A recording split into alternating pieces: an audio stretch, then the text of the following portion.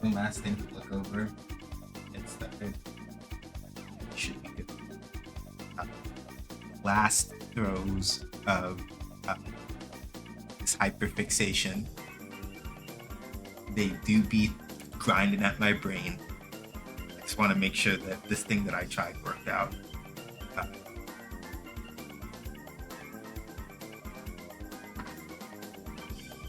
Did great. If it didn't, I'll deal with the disappointment. But I want to check it first real quick. I also know that we're probably still on the advertisement corner right now, so I can get a bit.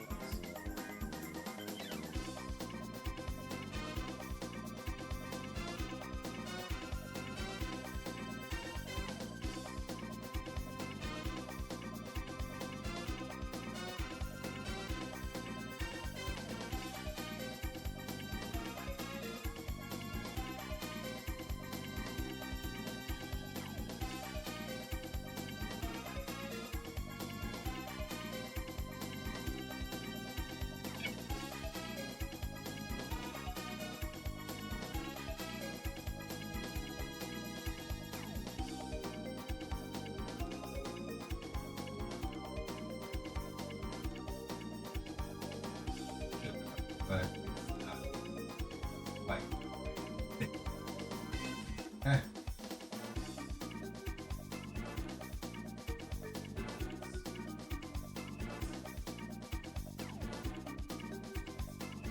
Eh.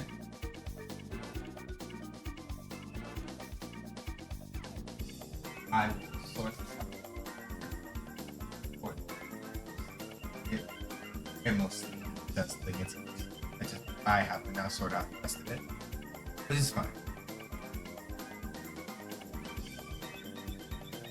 Close enough. All right.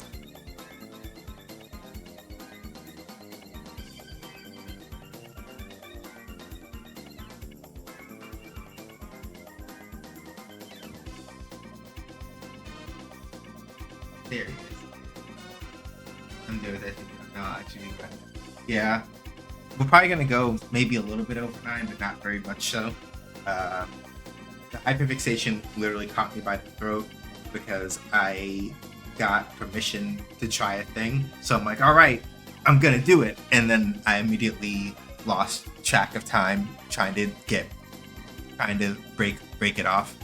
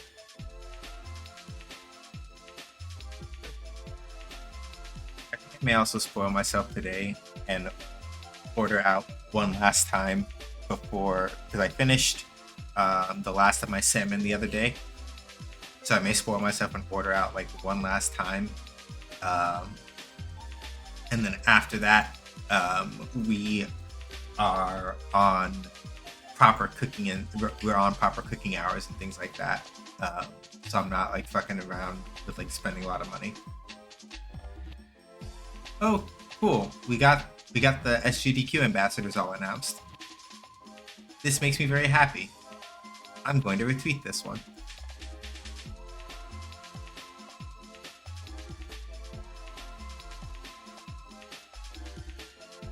and they're doing money for raising money for Doctors Without Borders, especially all the people that are like doing ambassador stuff in June. This is good. This is the way. All right.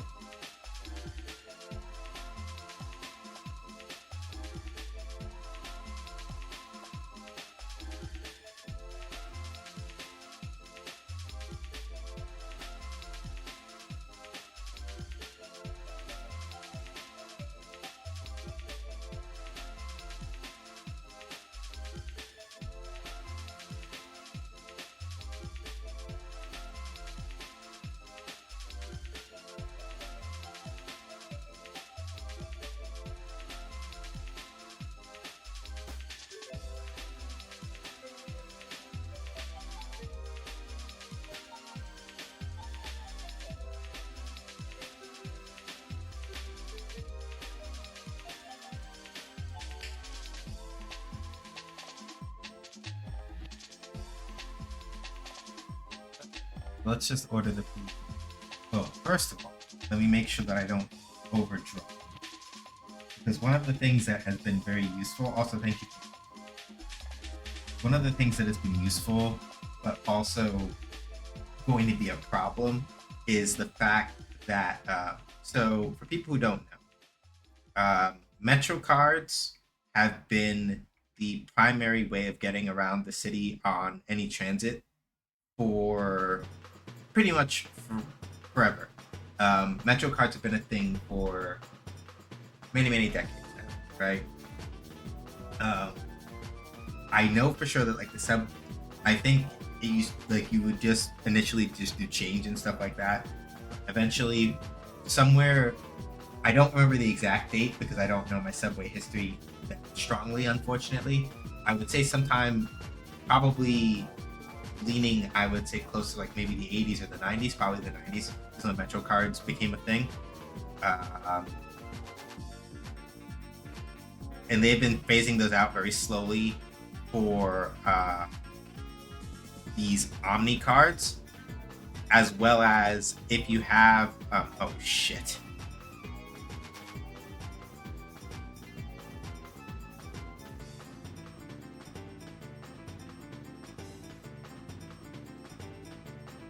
Okay, hold on. Just gotta check one thing quick. Okay. Oof.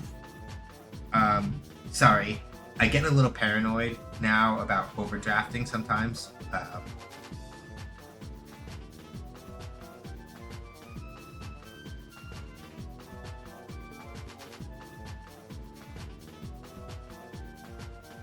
And for mercy, that didn't happen.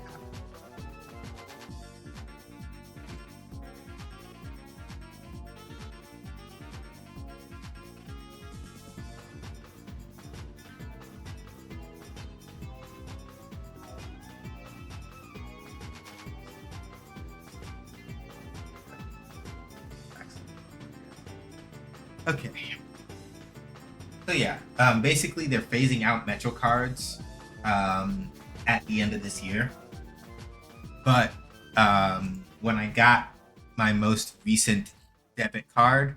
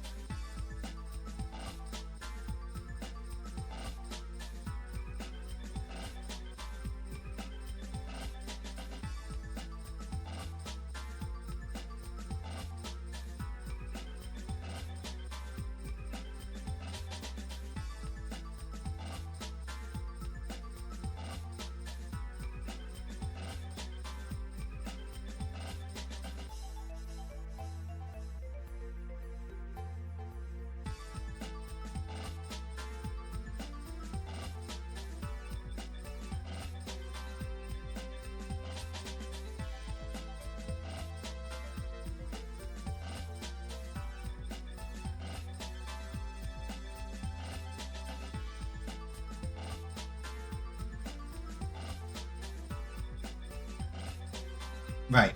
So with Metro cards getting phased out by the end of this year, I was just like, man, fuck it. I'm not gonna bother buying any. But they've also said it. Well, basically, what's happening is that they're phasing it out for one of two things. Either you, either you get an Omni card, which is basically the same thing, except that I think Omni is like some kind of third party. I think Omni is like some kind of like third party vendor or something that they basically partnered with in order to get it set up. Which is like,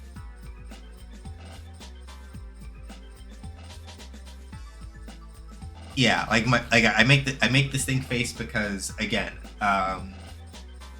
private turning public utilities into private equity, that's not good.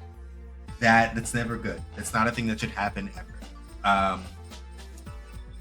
I don't know the entire details of the deal that that Omni may have with the city. It just gives me a little bit of pause.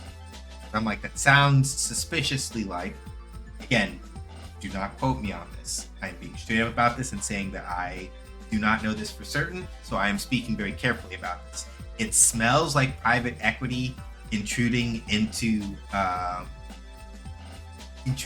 public services, and that's not never good. Don't like that. Never a good time. Hang on a second. I'm just ordering food before I forget. Why does it say like, oh yeah, the chicken fries aren't available? Y'all are just weird.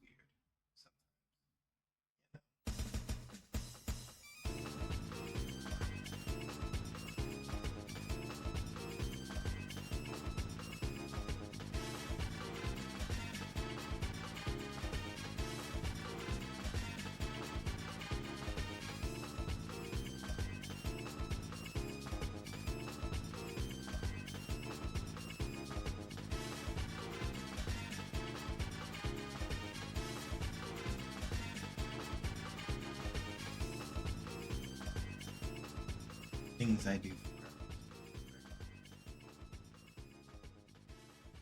Why does it ask for it twice?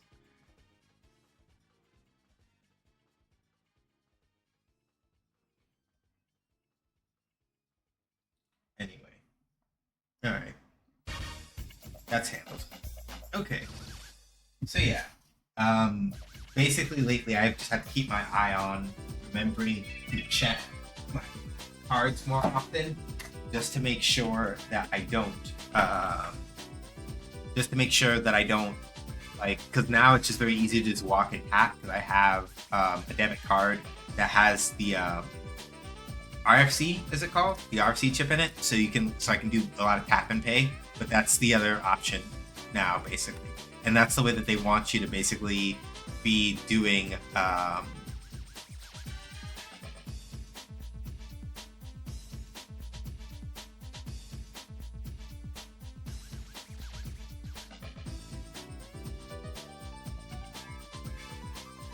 yeah, it's basically kind of like the way that I've been choosing to do it, instead of like paying for more Metro card stuff.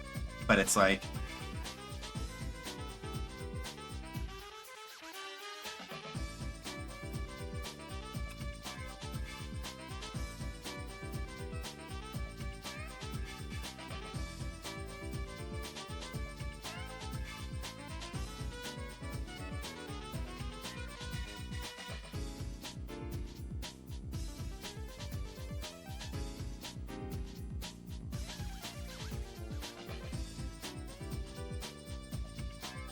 good.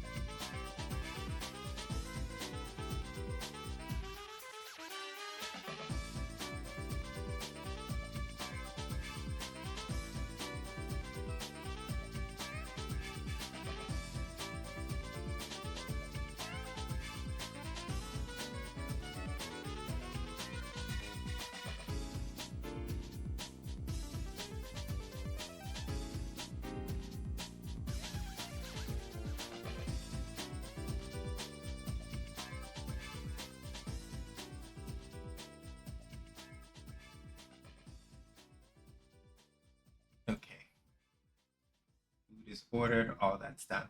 Okay, right. So to write love on her arms. They do a lot of work around mental health support for people who need it. Currently, we are raising money for them for the remainder of the month. We've been doing it since like the start of May. If it makes it to $200, then at some point after Tales of Vesperia, you play Mega Man Battle Network 1. And then there are other things that are kind of in the pipe down that way. You don't have to donate. It's never required. Feel free to pass on the information to feel free to pass on the donation information and the links there to anybody that you think can support. And if you can't, that's fine. Okay. I think I am otherwise set up. Food is on its way.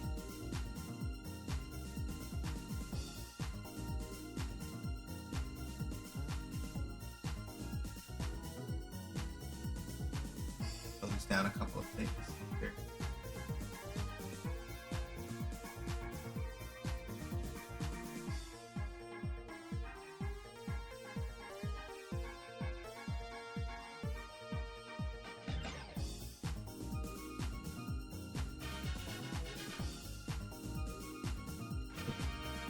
That's pretty.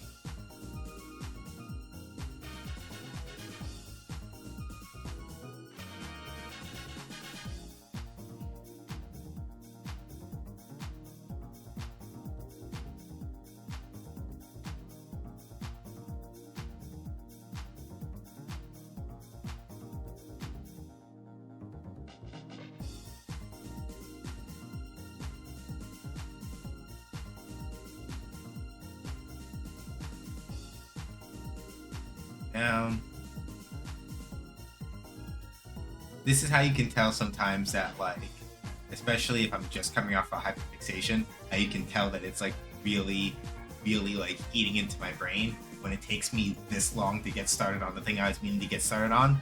The distraction is real, and that's how you can tell like the hyperfixation is eating it, because it usually throws off the rest of what I'm thinking about.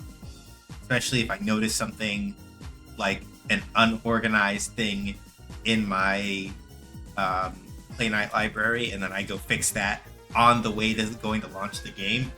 Like, you're doing too much. Oh, right. Anyway. All that to one side. Hi, Stubby. And other things to talk about. Elena's gameplay video for Street Fighter 6 was released very recently. We're in for a good time. We're in for a good time.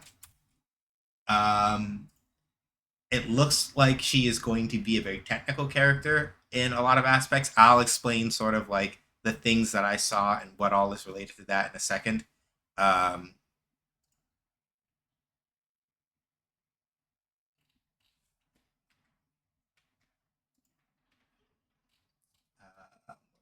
this? We're looking for game capture. We don't want this. We want this one. Okay.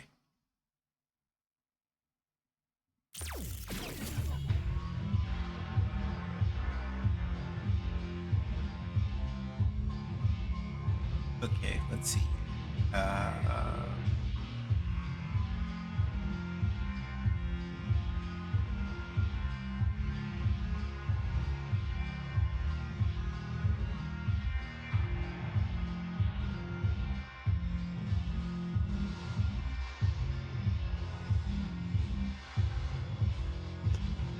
Display to show up.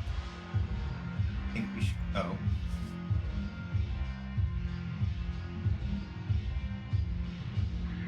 Okay, now it needs just.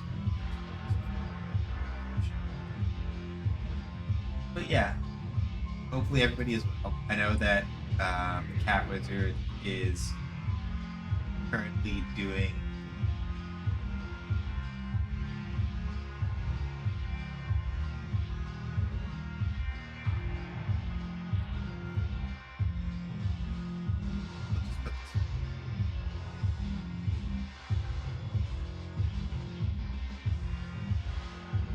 realize that if I put this over here, yeah, it's going to cover up the tip me at part, but we don't need that, so that's fine.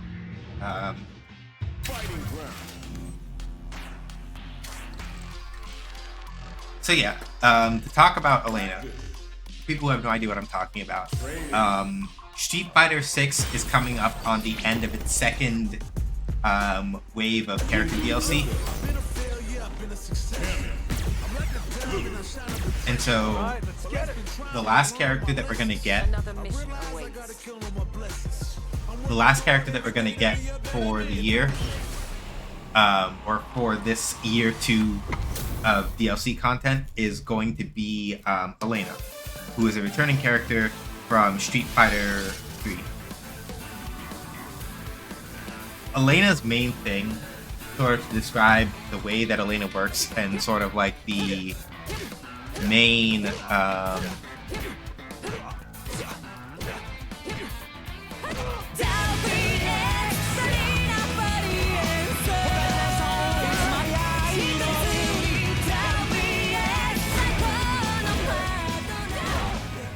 Thank you so much for the 59 months resub, Stubby. Deeply appreciate it.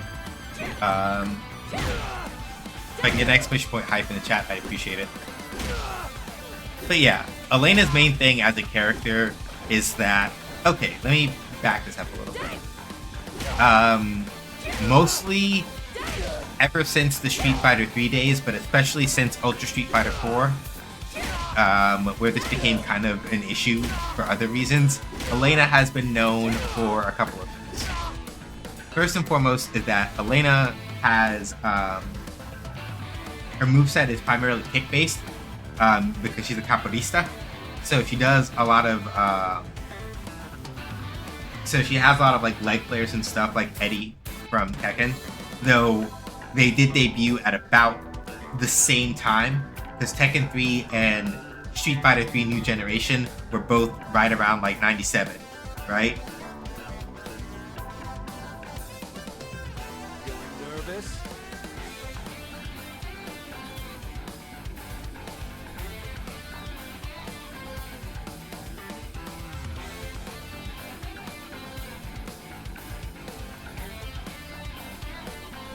Like, so she does a lot of like leg players, a lot of kicking and stuff.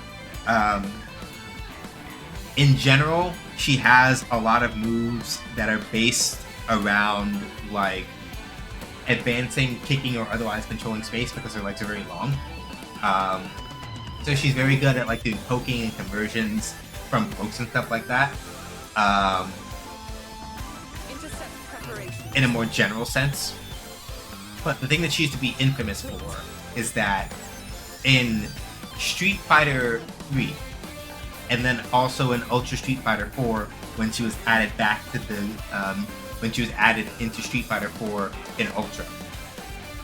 In both of those moves, in both of those games, she has a, either, depending on the game, in Street Fighter 3, it is a Super Art. Elena's Super Art 3 throughout the Street Fighter 3 franchise, throughout the Street Fighter 3 series, was called Healing. And it is pretty much literally what it says. Elena would use healing, and she would gain back a certain amount of HP unless you hit her out of it. Not anything. I'm not trying to downplay it. It's enough. It becomes significant enough if you let her get it off without stopping her. And it's one of those things where in Third Strike, sorry, not even in Third Strike, in Street Fighter 3 in general, the length of your super meter and how many stocks you could hold was determined by what super meter you had. So healing, if I remember correctly, you could only ever hold one stock of healing at a time, but its bar was relatively short. Well, I think so. I have to double check. Her healing super was only one stock, but the super meter itself was relatively short compared to her super art. I might be wrong about that. I have to check at some point. So let me not spread misinformation. The point, though, is that Elena's healing super, when you used it, you would regain in Ultra Street Fighter 4. Instead of just being a regular super combo in that game, which would use up your super meter, it was an ultra combo. which means that once you hit a certain health threshold, you're able to use an ultra combo. You can't cancel into ultra combos and have them combo like you can most other things because of how strong the reversal mechanic they are. And the thing about ultra combos is that they had two thresholds. The threshold for you to use it, and then the threshold at which when you use it, it does even more of an effect when you do. So the fact that they gave Elena healing as an ultra combo, which thereby means that if you're careful, right, you can restore the health that you used trigger the ultra combo in the first place. You can restore it by virtue of landing healing at some point, even if you're giving up damage or other Oki, which means that if you get run down again, especially if you heal enough of the health in the first place, you can potentially build it back up and then do it again. Right? You can sort of see the issue with this.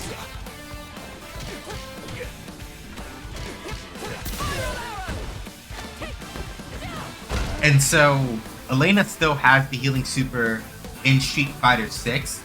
We will have to see how it turns out in actual practice, but what they've done with it is Elena's healing super now is her Super Art 2.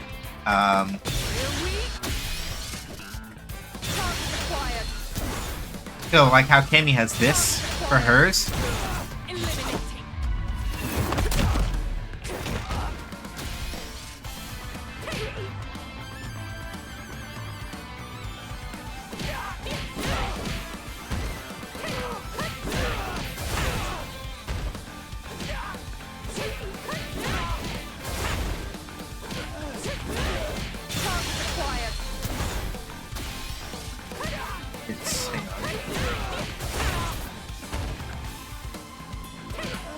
Okay, I'm ready to do this.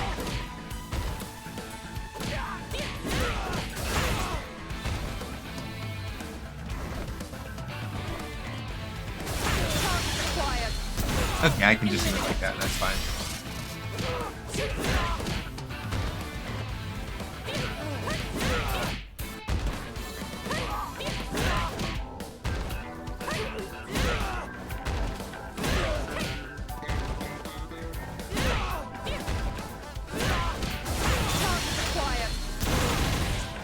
And then do can't spike after. Correct. So with Elena, basically what it is that her Super Art 2 by default will just do damage, and I believe it also goes through projectiles. But if you want to use healing, you have to do it as part of her Super Art 2, and it will, because of the fact that you gain health back, it winds up forfeiting, at least from what we can see in the trailers and everything, you wind up forfeiting your advantage position after the super in exchange for the health. So you do less damage, and you potentially put yourself in like less of an immediately advantageous position in exchange for getting health back. So we've finally gotten the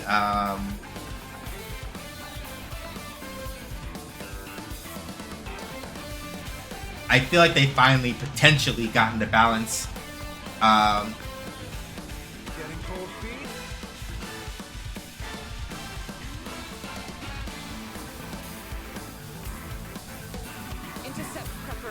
It feels like they've more or less gotten the balance between like, okay, we want you to have to make a decision between damage and we want you to have to make a decision between doing damage and doing something else, right? Doing damage and getting health. I feel like they finally sort of like struck the balance between those two things.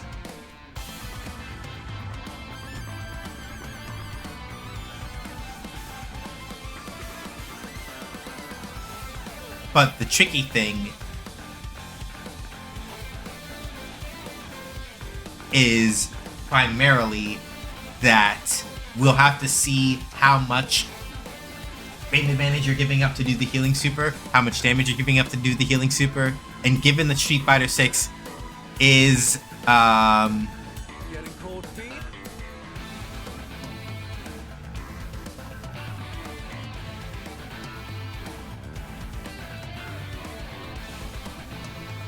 we'll have to wait and see, basically. Aside from that, the other major change that came up that I do think is really cool, all and by character. Okay. All the rewards from the All tab. Character rewards can be obtained after the... Okay. So I'm part way there, I guess.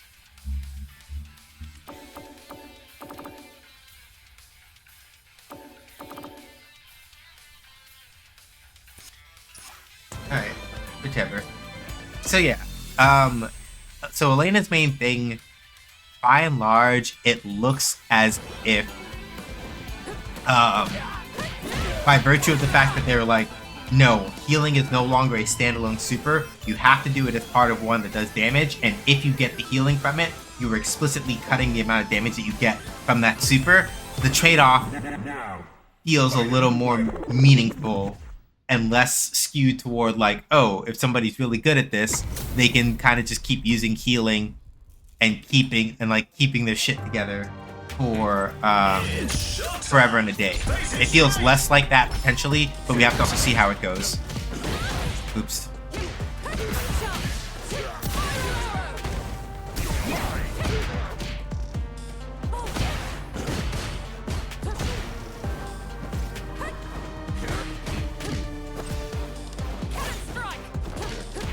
Ooh.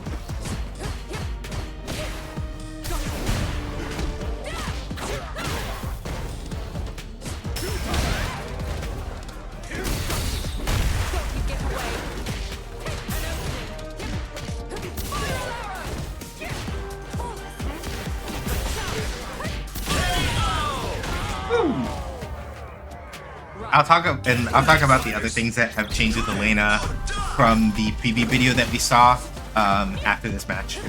I gotta try to focus up a little bit because the thing about Bison is that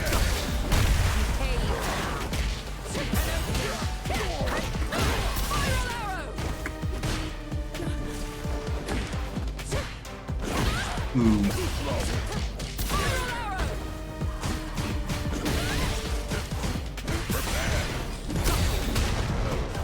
Okay.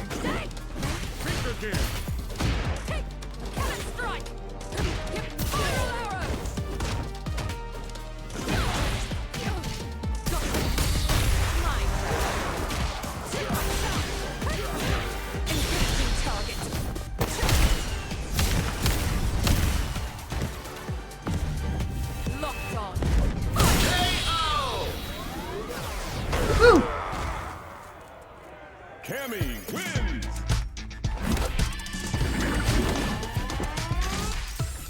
It's showtime! Face it straight! The main thing about Bison is that the reason why I'm like I gotta focus up for a second is because I gotta be careful about that. I'm misjudging those distances really badly. That's fair.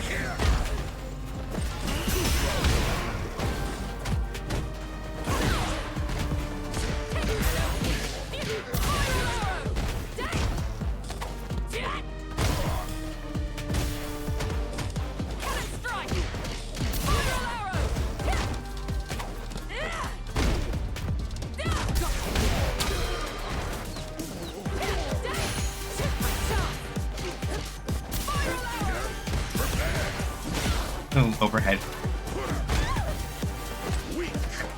That's fair. Yeah, I'm dead. Because the thing about Bison is that, as a character, physically speaking, Bison's very slow. And a lot of his moves have a bit of wind-up. But the thing is that, he's also, once he's started, he is pressure monster. And it is very difficult to kind of like work your way out against him, because what will happen is that once he's going,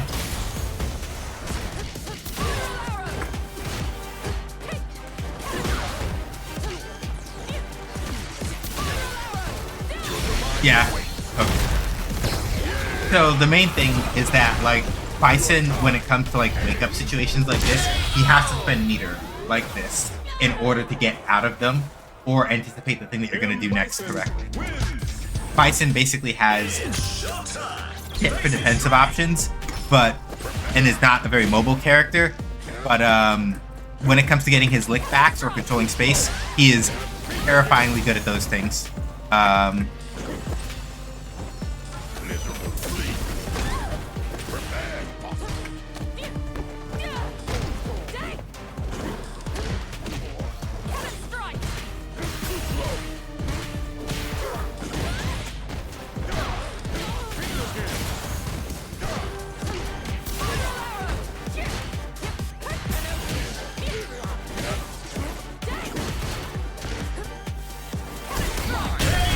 Yeah. So like, it's that kind of stuff, right? And I've been noticing that this Bison particularly has been stepping back a lot to fuck up the spacing on my dive kicks, and I haven't been able to catch some of the dive kick this whole time, so they've been stepping back a lot to avoid it.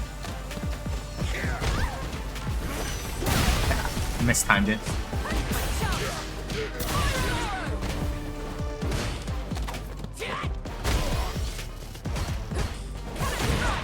There we go.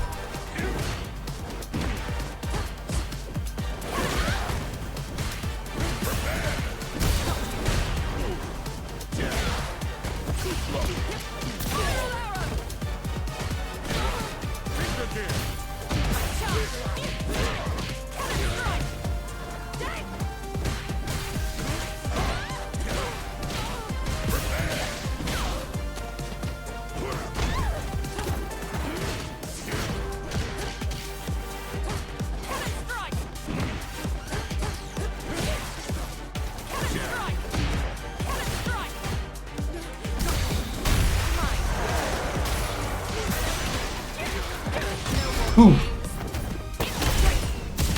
I almost dropped that. Woo. Cammy wins. But, right, Elena. Talk a bit about her again now with Street Fighter 6. So, with Elena, it looks by and large as if, aside from the healing thing, right? It looks like by and large they conserve the majority of her. Is food already coming? I just didn't hear. Okay. Might be able to do that. And then I can come back by 7. Elena's main thing is that they've given her. They've let her keep most of her signature moves more directly. Hold on.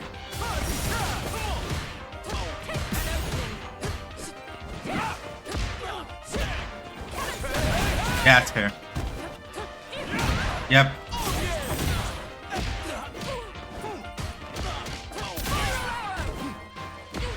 I should have pushed it a little.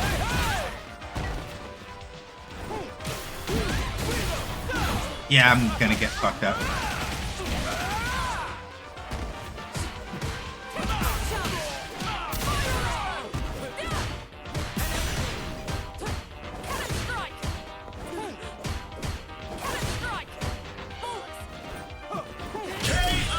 I wasn't getting through that.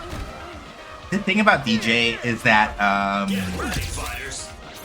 he is very fast, and he has a lot of ways of changing his trajectory or otherwise being tricky. It is also very difficult to anti-air him because that hey hey hey that he keeps doing, that's a charge input. So it is very difficult to actively, like, it's like with Guile, basically. If you see DJ crouching, there is a good chance that jumping at him is not a good idea. Right? For that reason. Stuff like that. Like, basically, jumping at DJ, especially a DJ that, like, knows how to control him, not a good idea. Because you'll just get hit by, you'll just get hit by up kicks. And you eat shit. Also, his drive rush and his regular dash are both very fast. So DJ kind of, like, specializes as a character in this game in,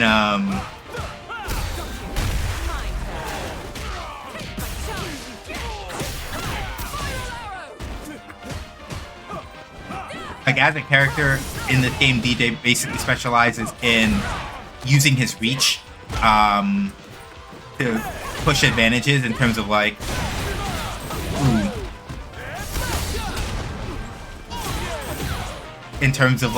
using his reach to, like, deliberately put you in situations where he gets to, like, kind of keep the pressure going.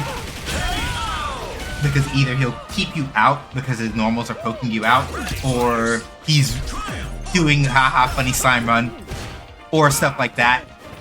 Like where he'll do it and then juke you out of it and make you press a button when you shouldn't have. And it's all very annoying. Like that.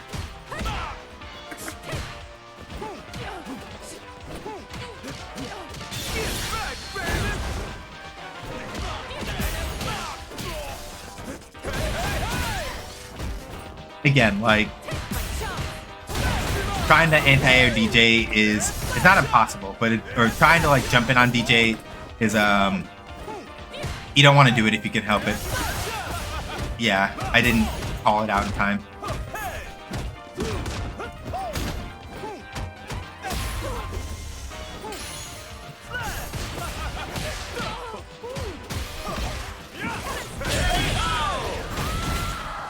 Yeah. Like, it's just rough. It's rough out here. Good DJ players basically just clown you the whole time because all they really have to do is just, like, make sure that they're not overextending with, like, drive stuff, and then you get your shit slapped. It's just what it is. But right, Elena. So Elena, the moves that she's kept from her previous appearances are. Also, how are you doing, Cosmo? I'm sorry, I forgot to ask.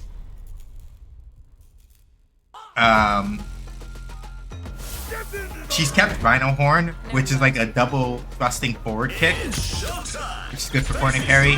Scratch Wheel, which is an anti-air flip.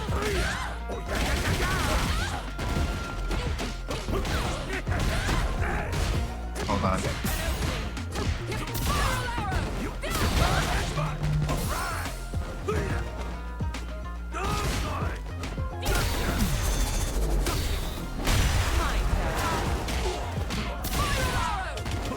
Spend it. Yep, that's fair.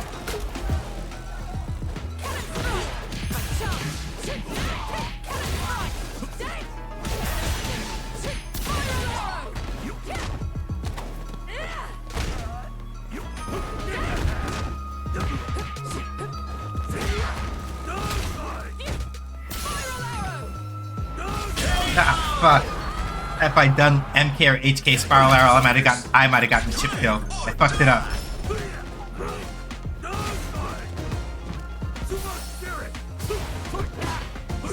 Yeah, is that plus?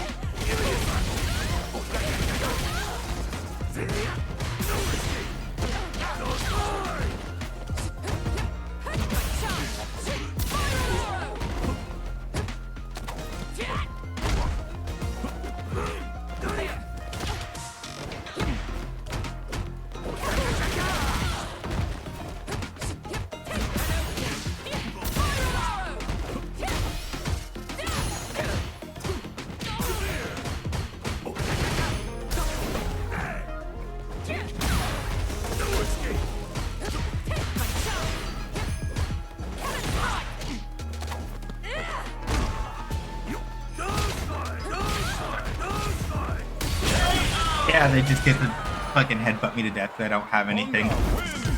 That's fair. It's showtime. Face it straight.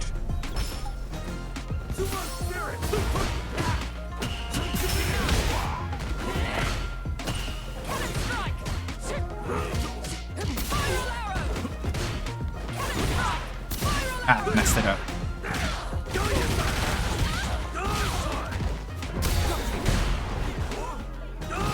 Yep, fair.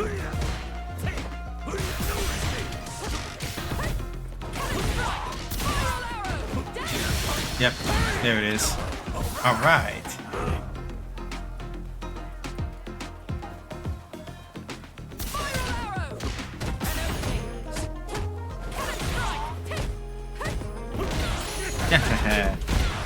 Oh. They had the meaty there and I was pressing a button and I got fucking clapped because I shouldn't have done that.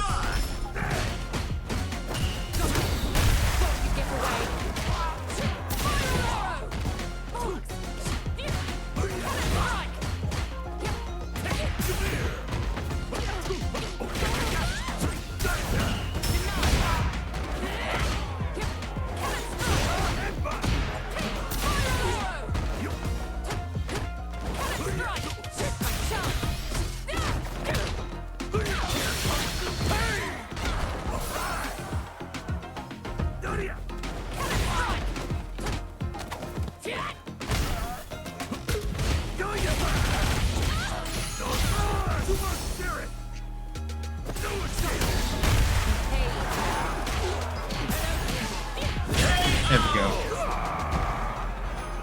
Woo! No problems. No problems. Got to press on.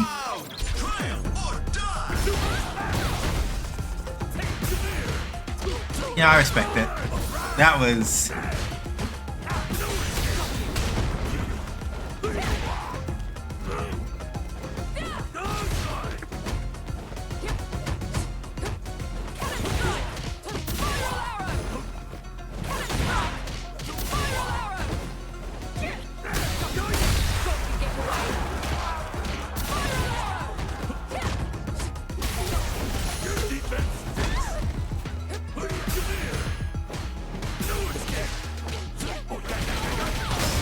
I'm probably cooked. I let myself get into critical art range. I should be dead.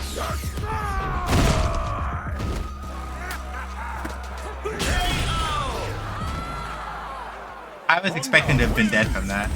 I'm surprised I managed to live that, but I guess they didn't get a couple hits off of it, so that's probably why.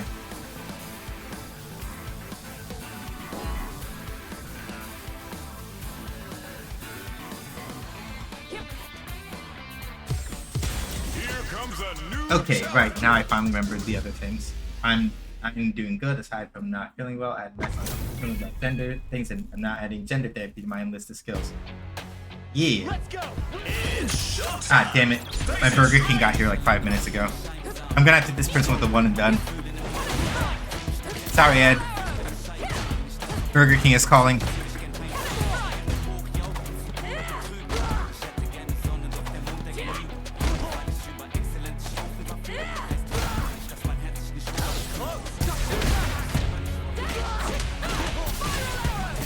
Nope, that doesn't work. That does though. Ah!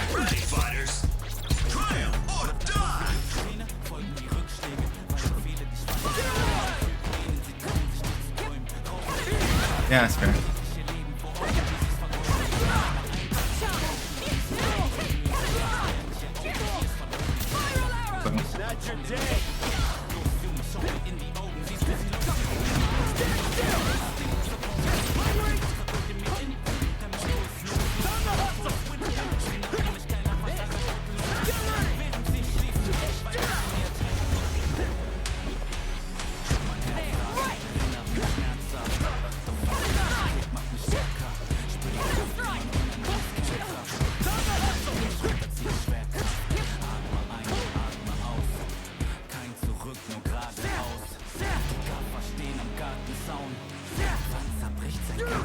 But so you really don't want to do that. Like, I know what that Ed is thinking. That Ed really wanted to maybe like try to like throw a Psycho Spark, and that would have been the worst thing. Because if I'd anticipated the spark, then I literally would have just like popped them with SA3. Would have been a done deal.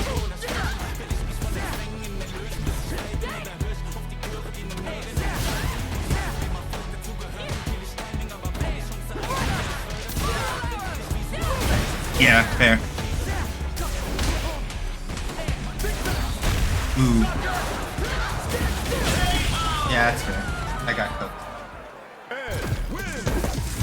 I'll give them... No, I want to give them the run back. If they hit me with the one and done, then I'll go get the food, but I want the run back.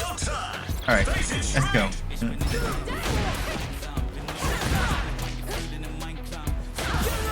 I'm dropping those spiral arrows a lot, and that's not good.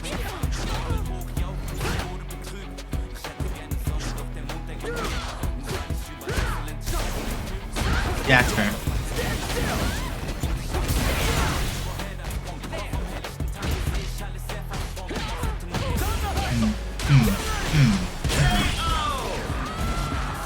Yeah.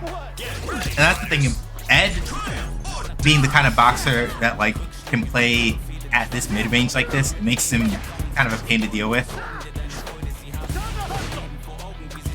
That might have been his sweep, and I didn't recognize it because I almost never see it. There we go.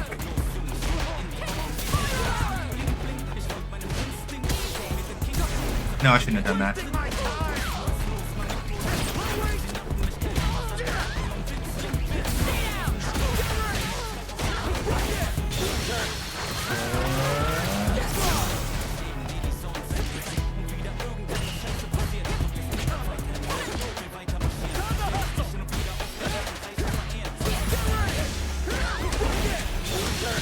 Yeah, and oh. Alright, let me go get my food from out front. Get my folder.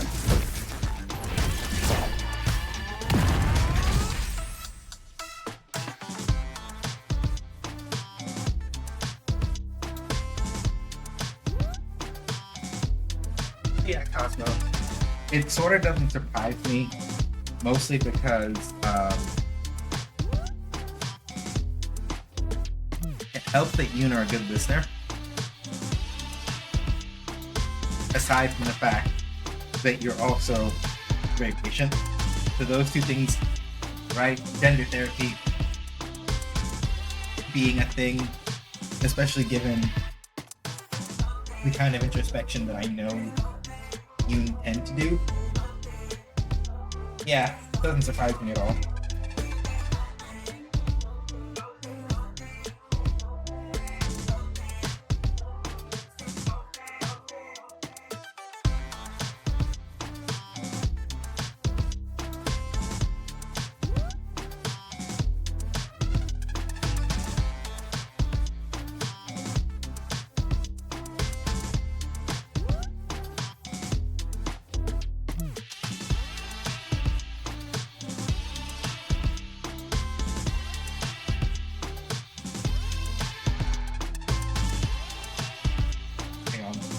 I have another text up.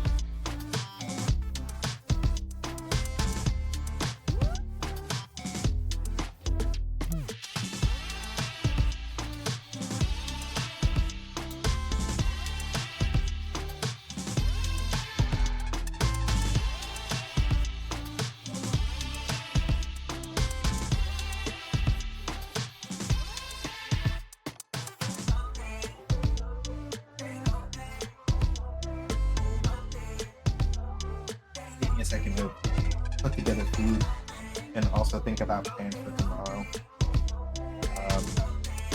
have somebody to go see before they leave town. And the time for that is very quickly coming up. So it's basically either tomorrow or never, because they didn't get back to me till today. So.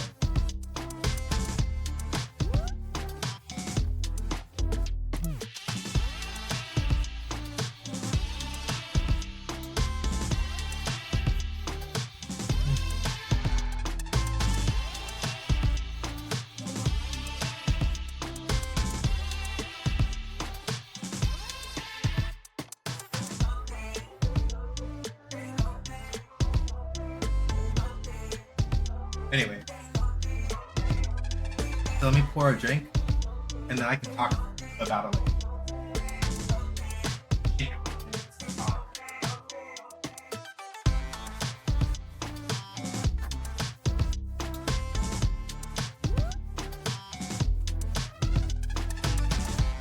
So, in terms of the things that Elena has kept, and of course ad breaks.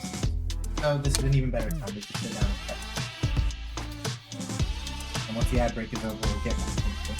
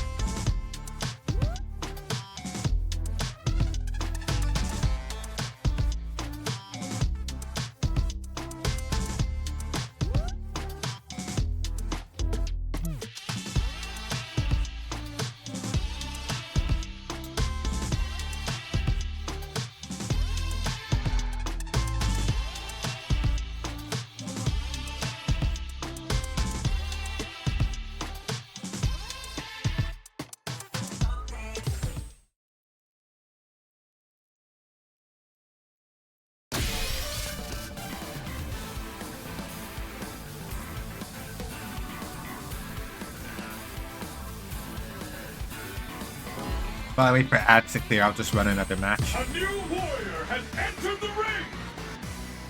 Ah, damn it, it's Blanca.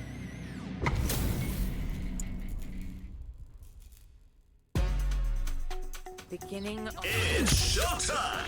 Face it straight.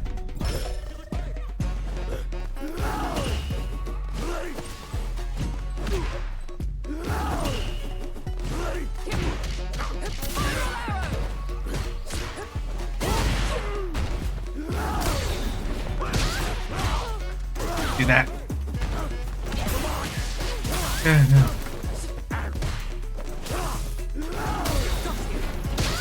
God damn it.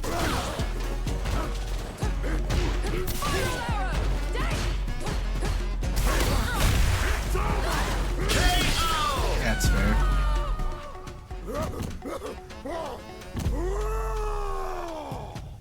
Get ready, fighters. Triumph or die.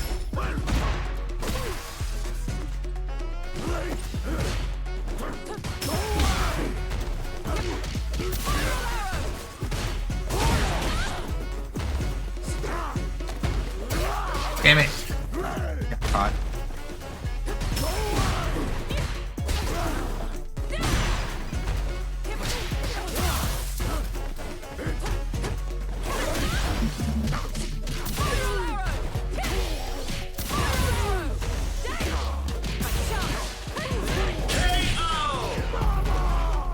Alrighty. Right. Alright. Who's next?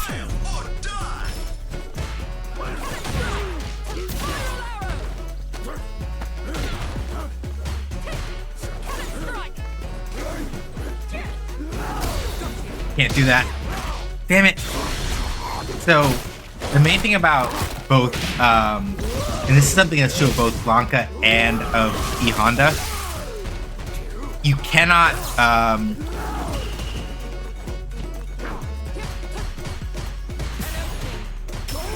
if you're expecting to be able to like drive impact either headbutt or Blanca ball, doesn't work like that. Can't do that.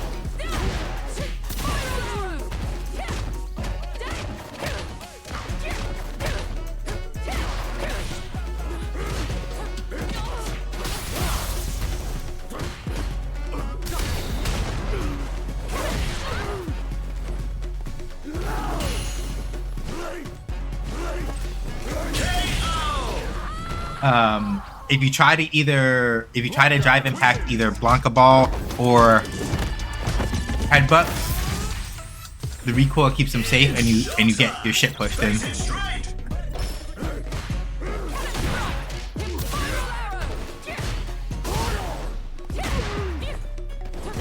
But when it comes to so whenever you think a Blanca ball is coming, you basically have to try to perfect parry it. Even if you don't perfect parry it, even if you get like a regular parry,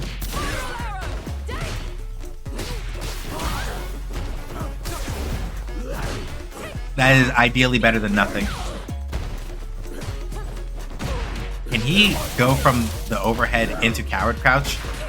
That's kind of fucked up. I don't know if I like that.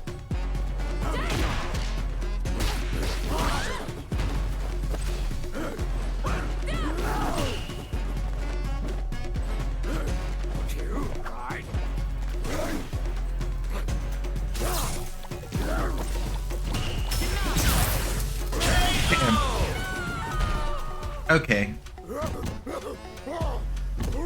Get ready, fighters. Triumph or die.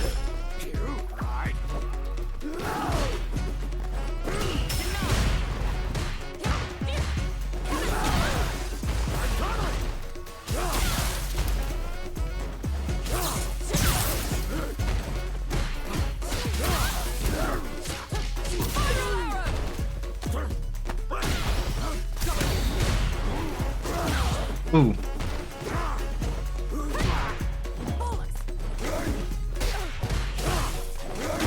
Yep.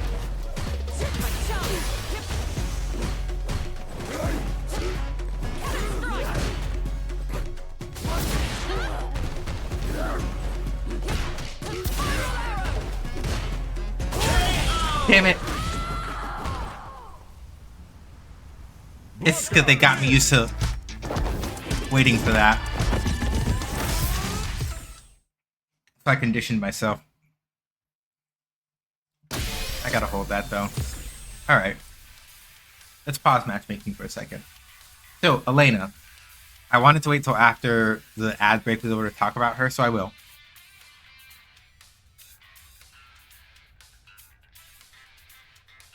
So, in Street Fighter 6, aside from having a bunch of target combos, from what we can see in her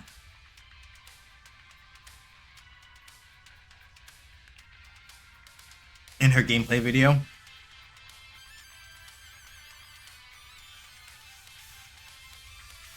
the other thing to sort of consider is that she has of all of her old moves from previous games, as far as special moves go,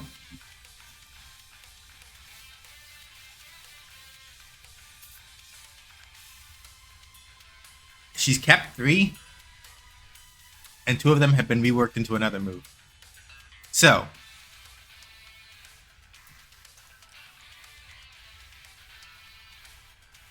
the 3 that she's kept are Rhino Horn, which is a forward thrusting double kick,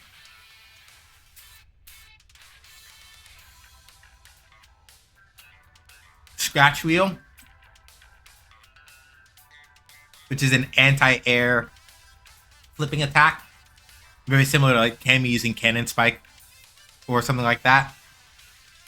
It sort of has a very similar arc to Guile's Splash Kick, except that Elena will also kind of fade back a little bit as she does it. And Spin Scythe. And all Spin Scythe is a double kick, is like a double kick kind of whirlabout move.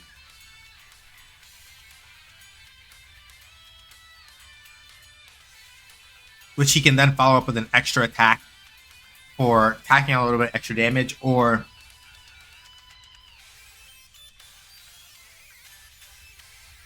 with the overdrive version, sets up for a combo.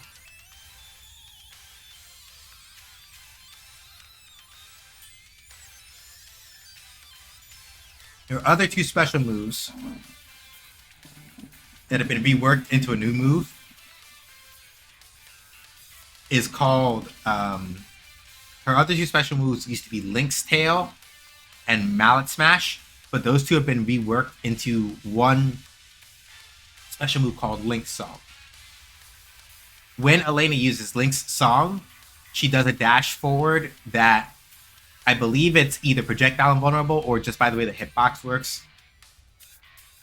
I know for a fact it's projectile invulnerable, but it's also a little bit of a low profile, it looks like. We haven't seen it all the way. We haven't seen it operating yet, I don't think, so it's a little bit hard to judge. But she does like a little bit of like a duck forward and a rush. And out of that, she can do multiple moves as follow-ups. One of those moves is her old overhead mount smash.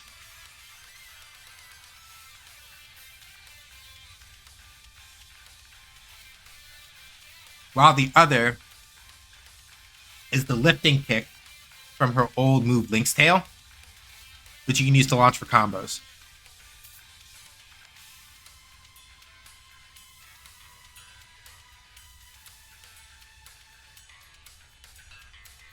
There are also, if I remember correctly, versions of Spin Scythe that lets you use Link's Song, so you can use it as a way of like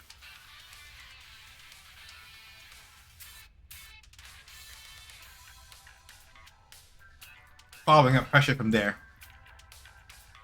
Very useful. And I believe she got one other special move that basically acts like a backstep kicking attack so that she can do a poke and sort of like retreat a little bit if it gets blocked.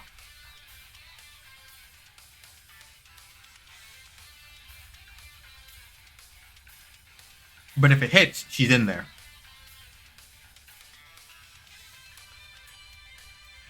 So, all in all, it looks largely like she's going to shape up to be a very technical character, but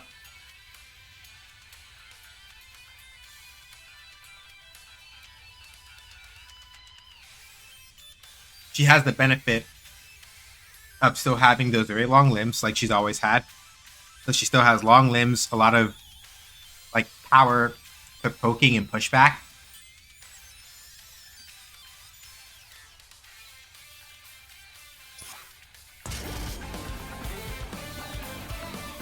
And especially now, has a good couple of anti-projectile tools in ways that will let her kind of like push through on somebody like a JP or something like that.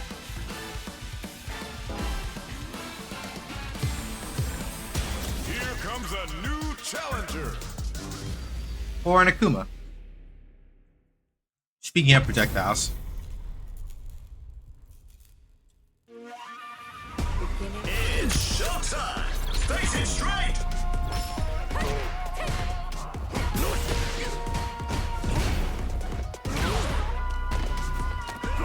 I gotta stop jumping so much.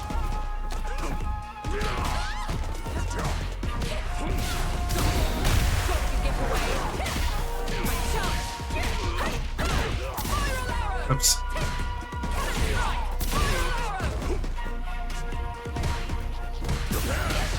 Yeah.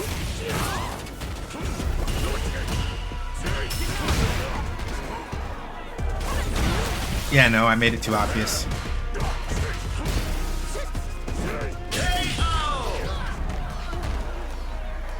Sacrifices.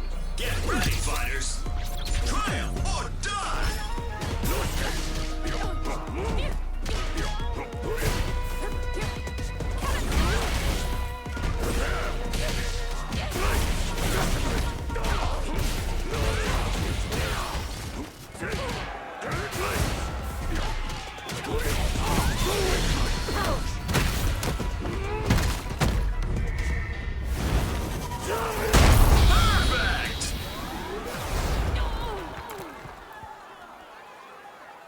Akuma, win!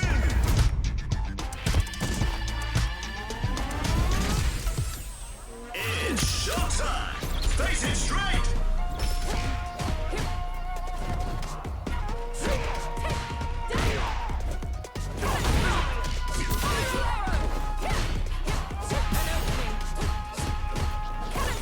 Yeah, too obvious there.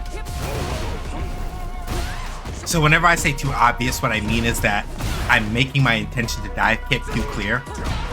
Because a lot of Cammy players will use it the way that I like to, and that you've seen me using it so far tonight, where like at any moment that I think that my opponent's not paying attention, I'll like try to press it after like a set of exchanges where they're walking backwards.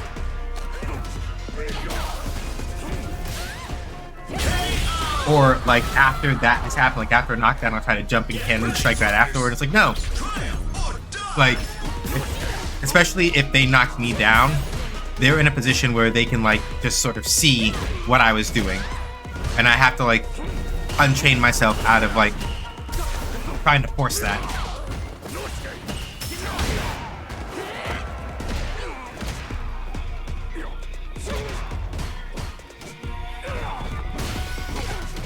Oh, that would have been already started.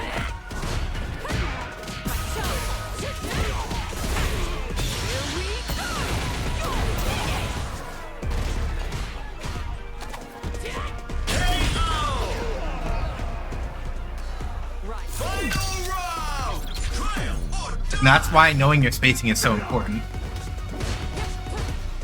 Like, it's 50-50.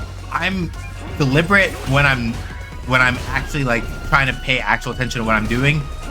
I'm a little more deliberate, but a lot of the time I have trouble and I'll just do something reflexively thinking, oh, I have the right spacing, I'll do it here, and I get cooked.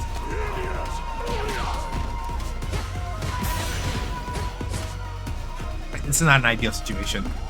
I did resist the urge to dive kick just there though, so I'll take that. But I'm not really in a good position here. I'm in a better position now, but not by that much.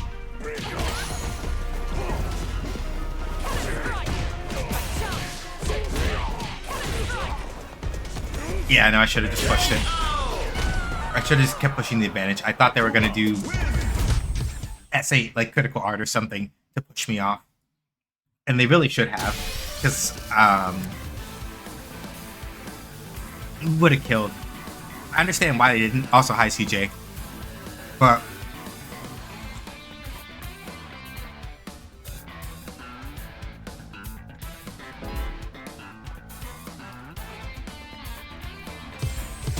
Here comes a new challenger. It's a 50-50. That situation strongly favored them, so they didn't really have to do Super Art 1 or Super Art 3 to get out of that.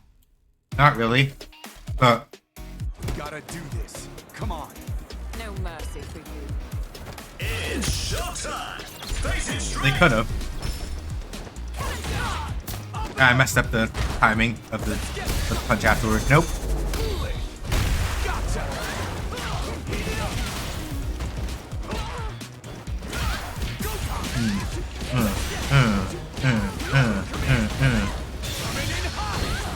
But yeah, CJ, the thing about that, the reason why you match that like that,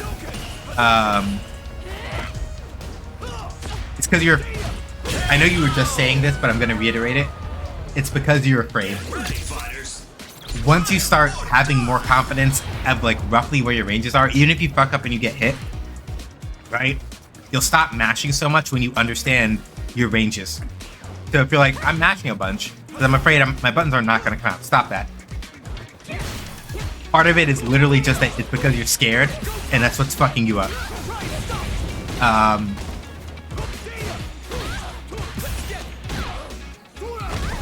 So like, part of how I've gotten my inputs better is mostly a lot of it is just practice, but then a lot of it is also, yeah.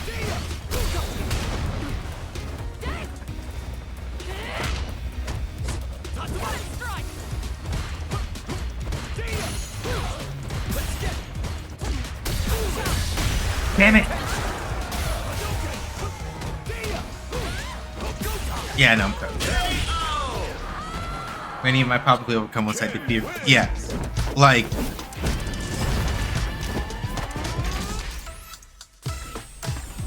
It's showtime! Face it straight! How's this?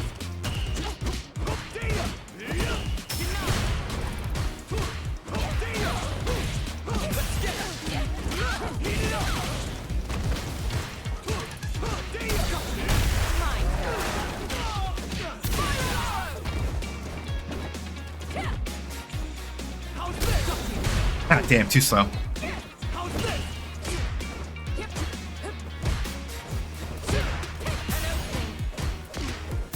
No.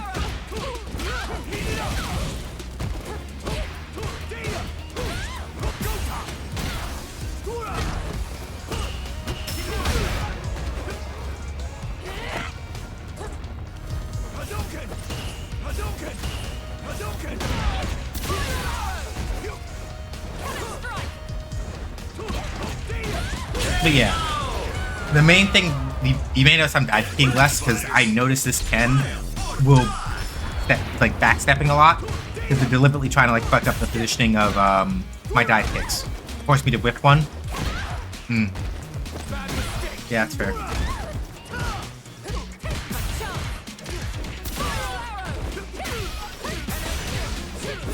It's too hard. That's not good.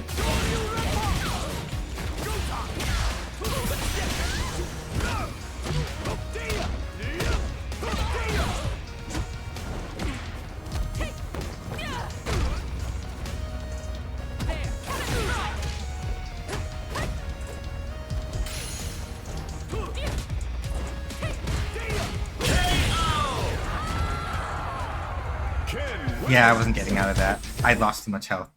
That's why I didn't drive impact them even when I got that back, because they were gonna jump. Cool warrior.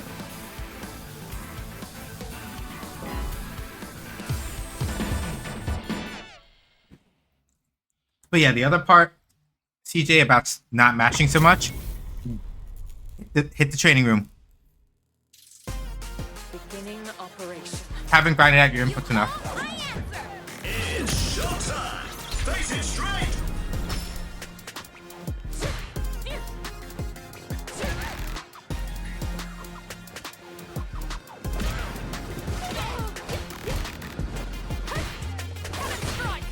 Yeah, that was not a plus.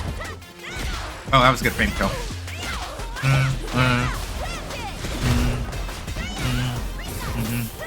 Okay.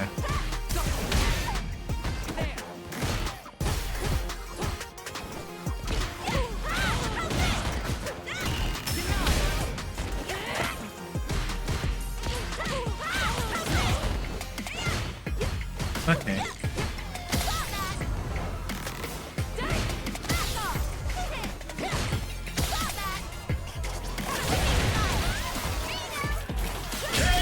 Yeah, they're not gonna be able to. They're not gonna be able to break every one of those. Fighters, triumph or die!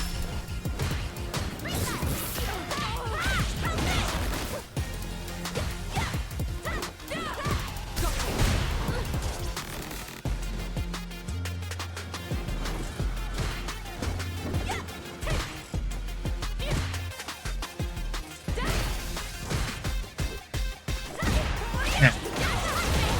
I was gonna get close enough for that, and I didn't manage it.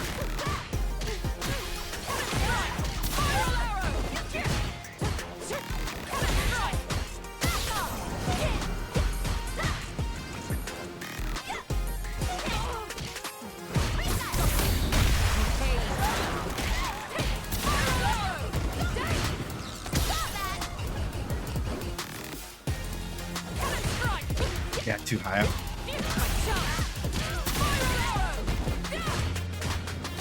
There we go.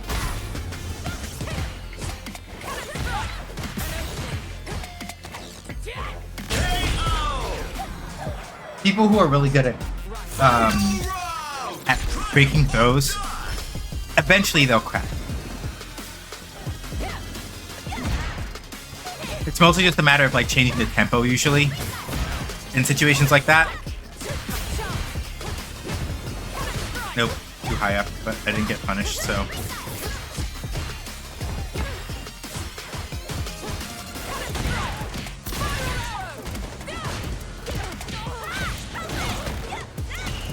No. Yeah, I can't push much further. I gotta chill out a little bit, get some butter back.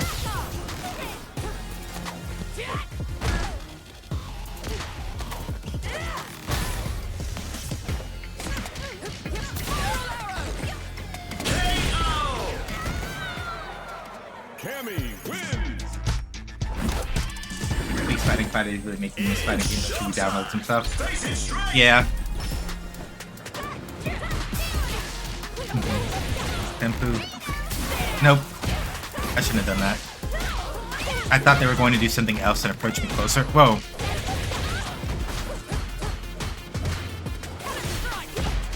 Yeah, that's too high up.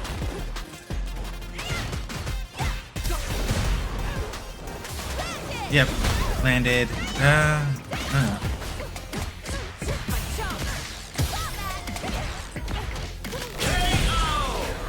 I gotta figure out something about those slides. Get ready, fighters. Triumph or die.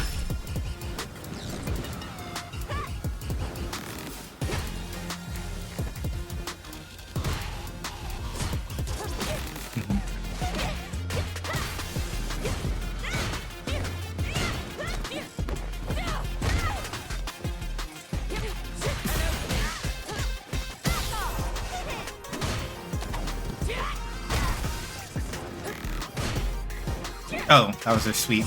I could have punished that. Oh well.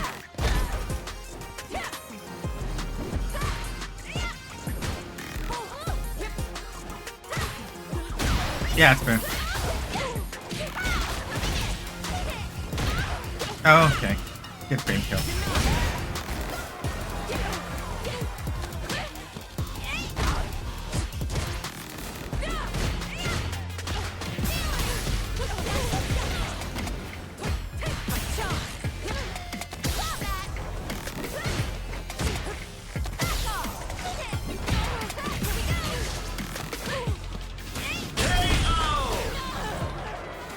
Kimberly wins.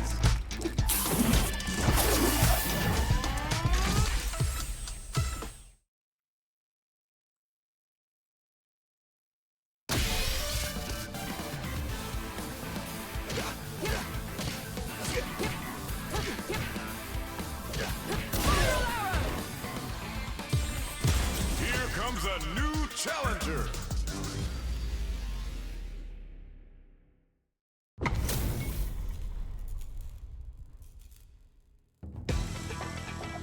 It's showtime! Face it straight!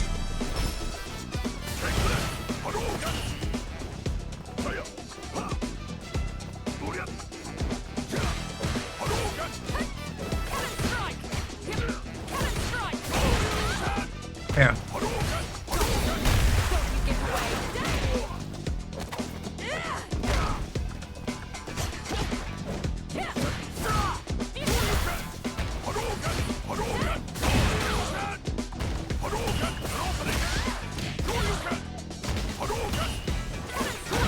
Yep.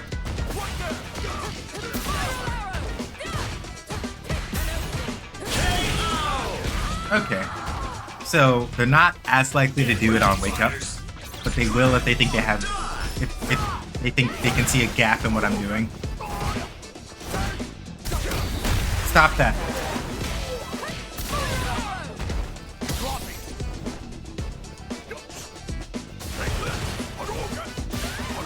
Did that wrong.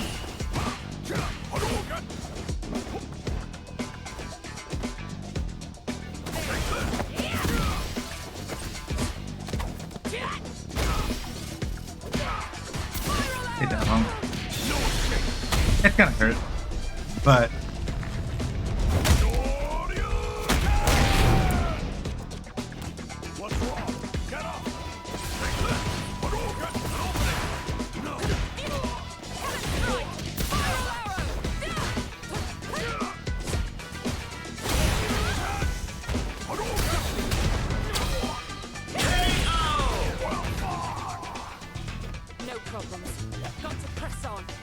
Yeah, they have a pretty good sense. They like to swing a little wild though.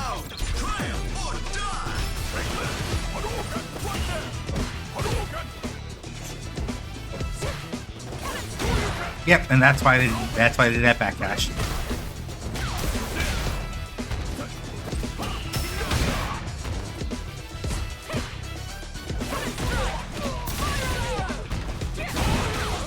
Alright, there we go.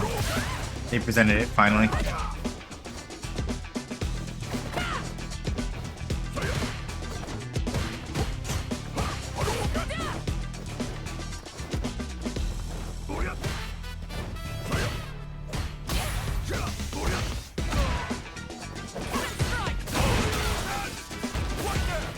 Yeah, that's fair.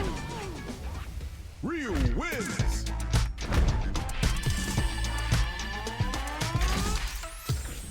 It's showtime.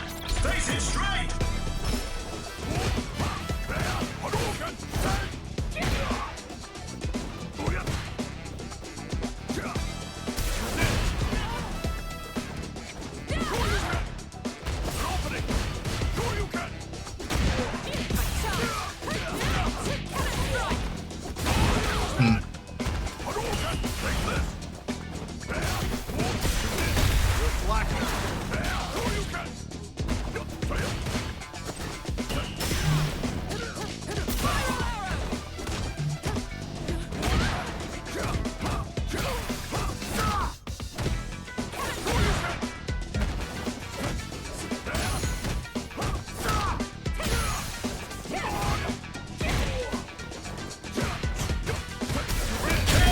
Nah, I would have had to like react like super after that 2MK to break that, and I wasn't prepared for that.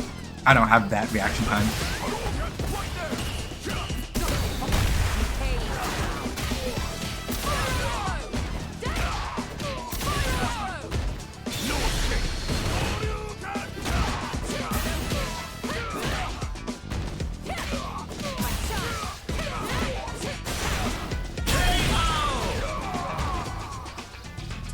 Yeah, they swing too wild. And with Ryu it works. It's not that it's like a bad strategy, but it relies a lot on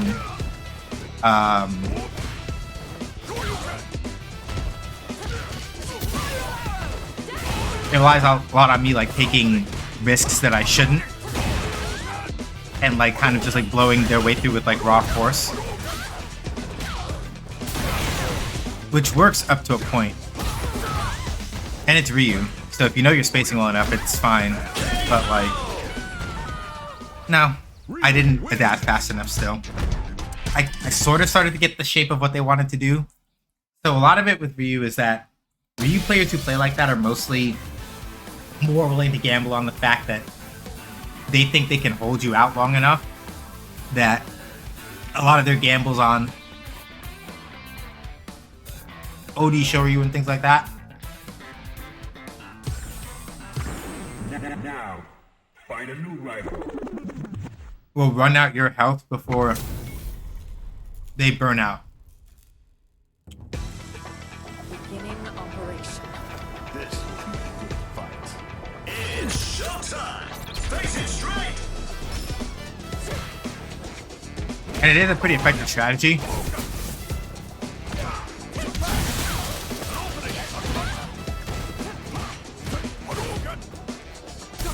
But you have to be very confident in your command of Ryu and how to move with him in order to like really pull that off.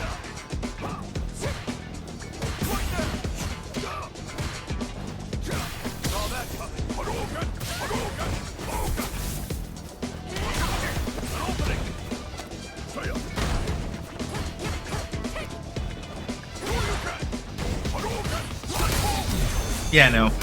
They're like, yeah. That empowered Hadouken. Nah, I'm cooked. Get ready, fighters.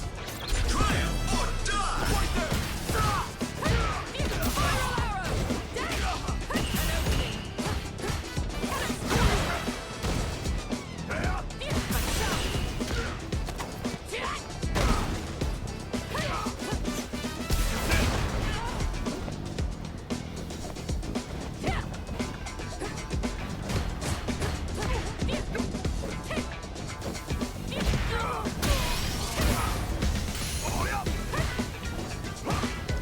So right, that's the thing, right? When people are burned out, your instinct is to like run away.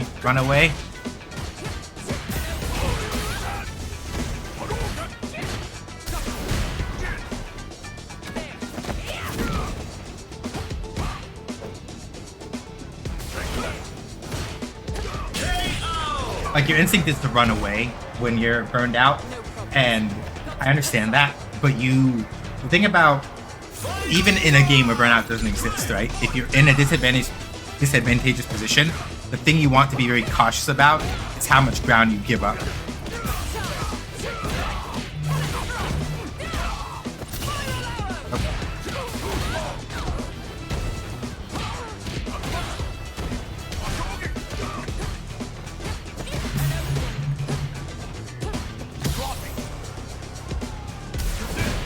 Yeah.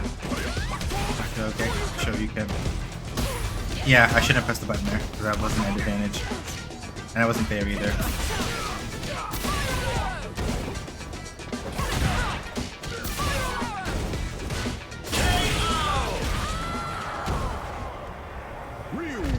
Mm-hmm.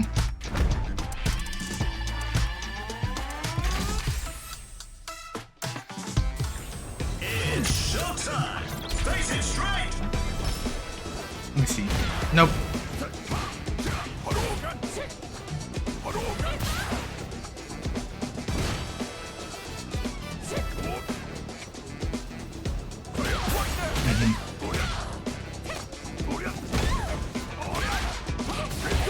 I'm pressing buttons at the wrong time.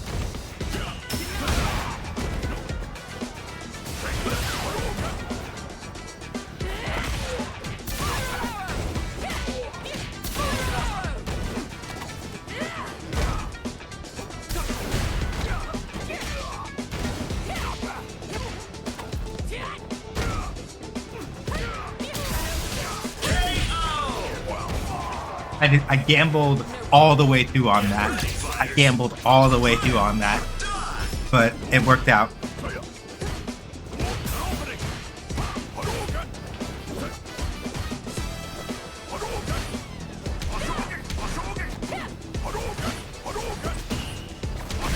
Yep.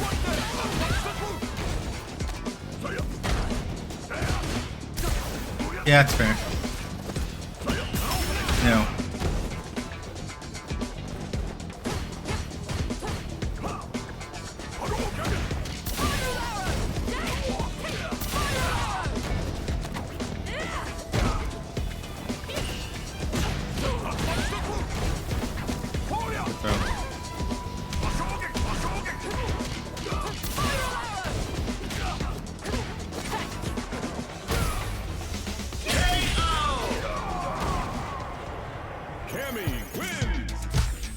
I think they thought a dive impact was coming, so they jumped. And if one had been, I would have eaten shit. But unfortunately, one wasn't. Good throw.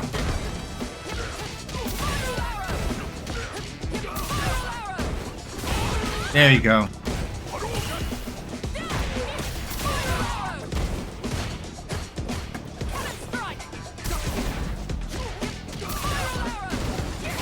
Good.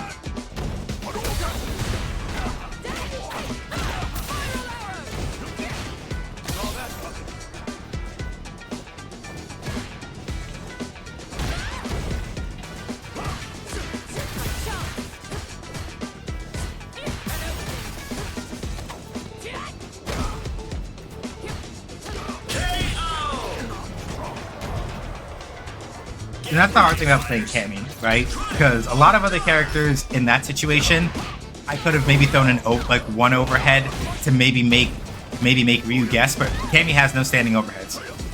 So, like if you want to do an overhead with Cammy, you're either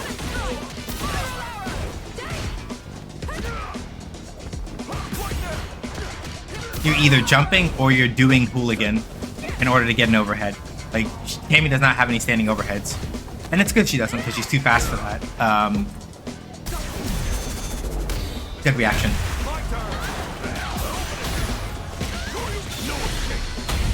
It'll kill. We have one more round to go though, so that's very confident, but it'll kill.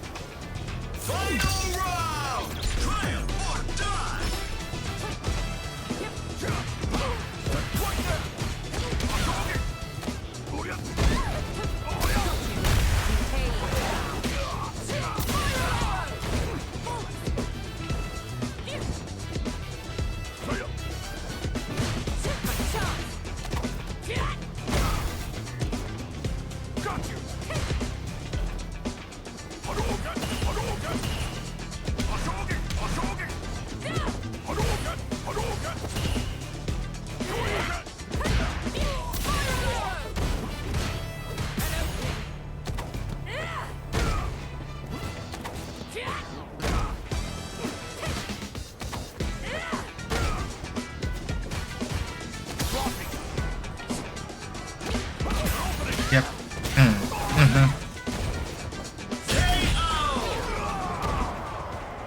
So yeah, that's the thing about Ryu, right?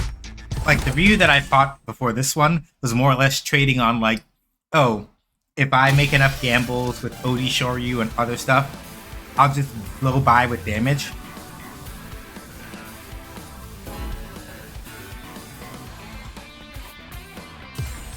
Here comes a new Which works. Ryu has the damage that you can do that.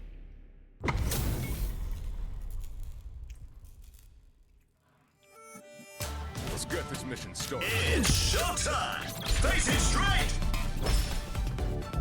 Sonic boom. We give up a lot of his ability to play defense when you push hard like that. Not all of it, but a lot of it.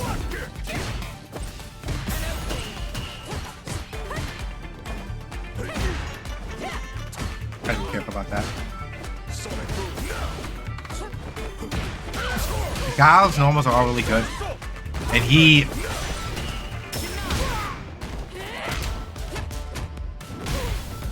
That defensive game that I said Ryu can play, Guile plays it even better.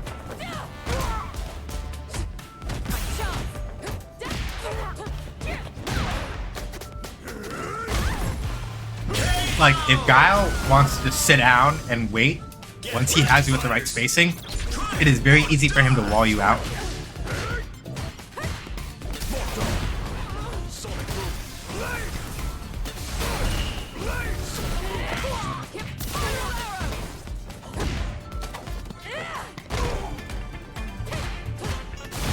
Yeah, it's fair.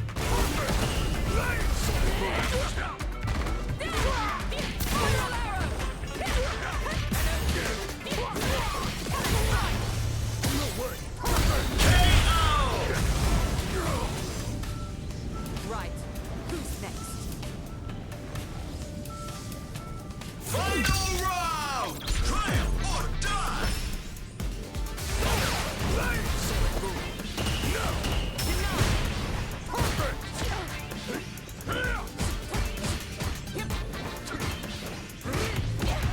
Yep.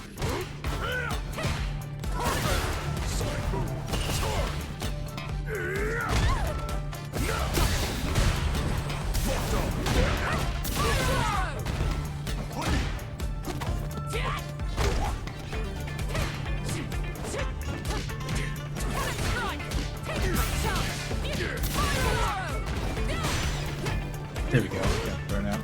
Excellent bait. Thank you, Sin. Why did I do that? Didn't need to do that.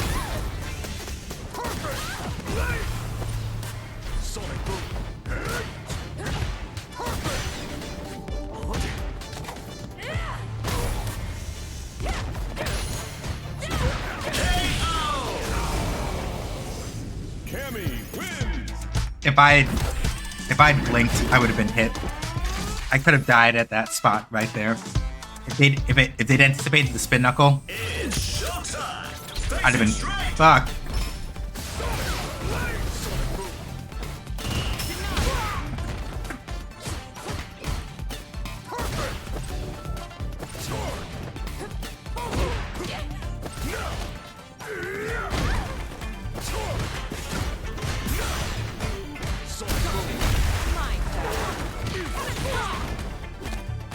Good throw.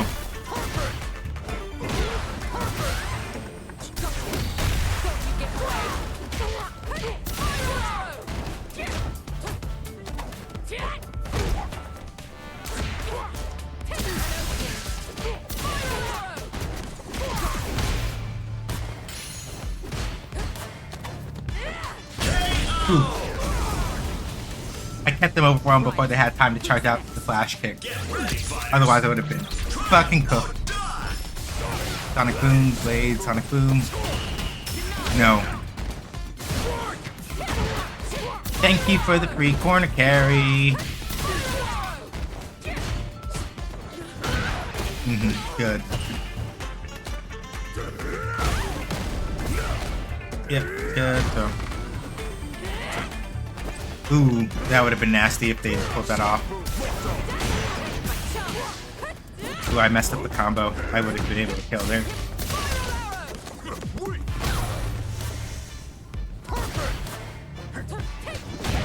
Yeah, good upside down kick.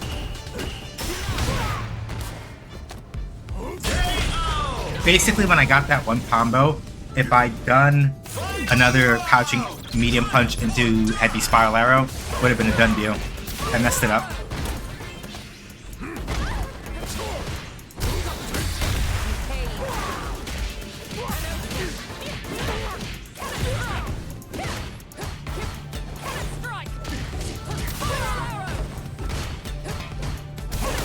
Yep, that's fair. They're gonna do that to equalize out our drive gauges, basically. It should either be... Yeah, I'm at a little bit of a disadvantage now. Just a little.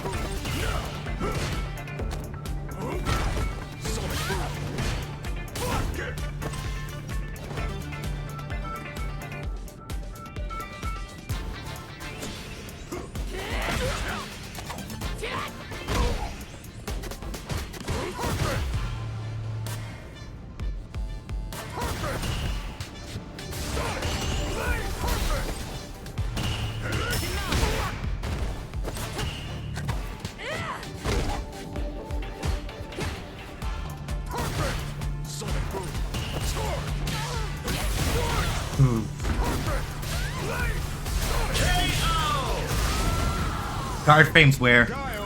Don't know what you mean. Brain is not doing the thing.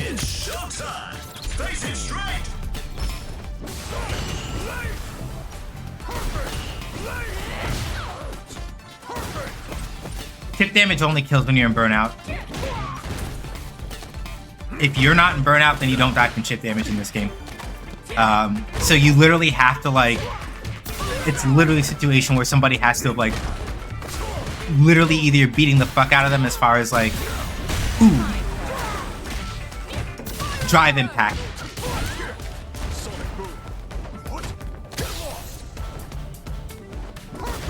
Drive impact has three hits. They'll basically take 2 hits and then the third one will break it. Supers break it automatically, and throws and drive reversals also do.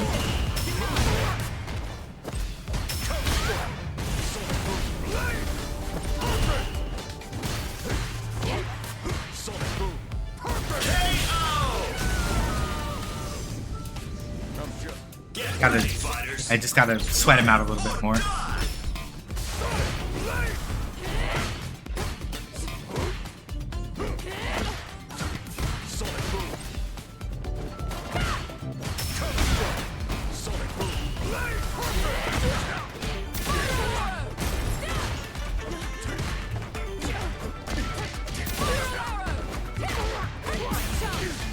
You get 2 hit auto guard, yes.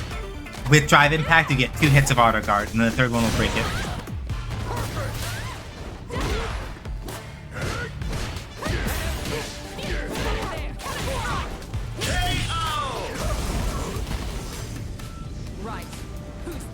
So 3 jabs in quick succession will break it. A throw will break it.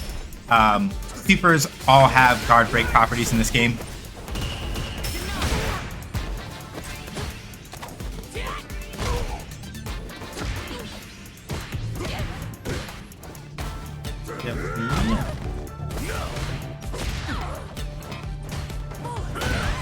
Yeah.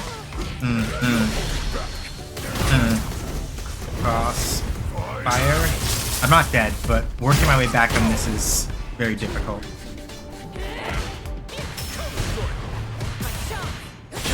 Yeah. Guile wins.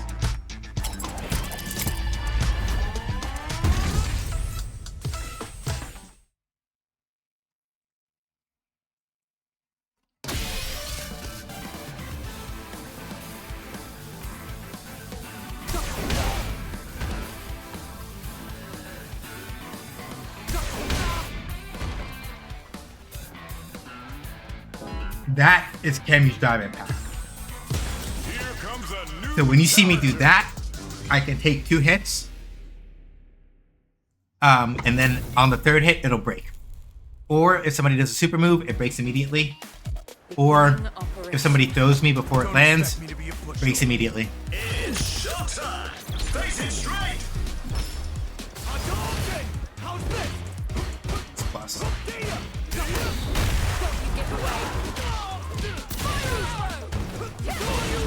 Alright, so you'll do that. Keep the pressure off.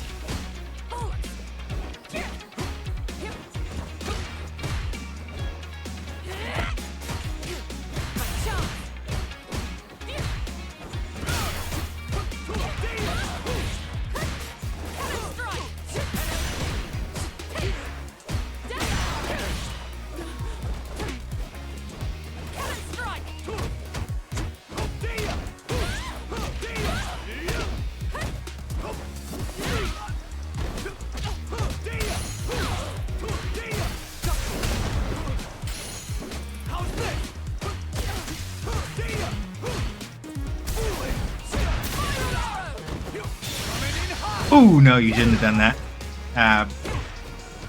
Push back. Yep, just safe enough. There we go. The thing about drive impact is that the armor frames don't last through the whole thing, right? So if somebody does a drive impact and you jump, by the time you are landing from the jump, you will probably have already burned through their invul frames, or their auto guard frames, and then you get to basically punch them in the shit for it.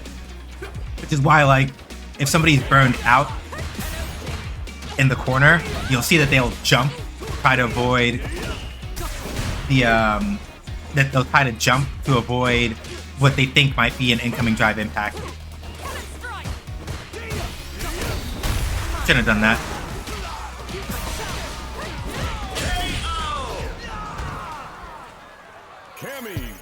So the thing about Ken doing that that kick where he goes Taya and then he does a little short kick afterward, I can't drive impact that unless he does the overhead kick instead of the low kick.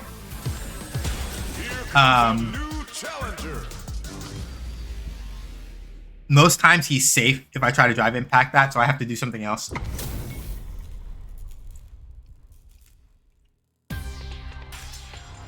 It's showtime.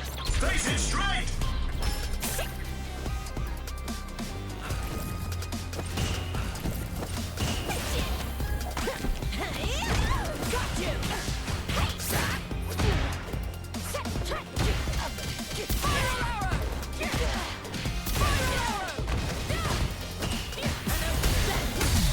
Yep.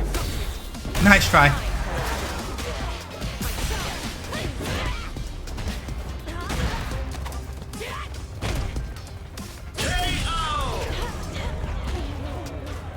Get ready, fighters.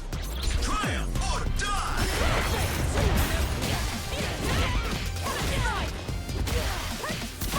The other thing about a drive impact is that if a drive impact absorbs a hit, it does slow down just a little bit. So you can hit it once or twice and use that.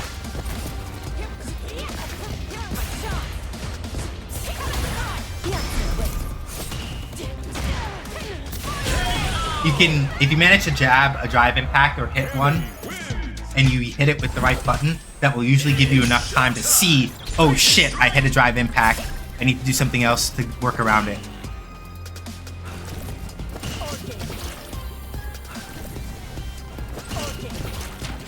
Yeah, that's fine. I'm poisoned now.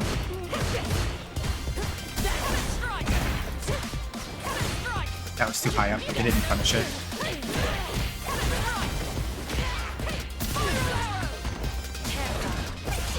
Yeah, it's good.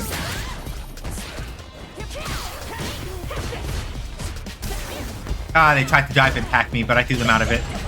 Perfect parry, but they don't get damaged. They do get the poison though. Be back in the corner. Ooh. Uh-huh.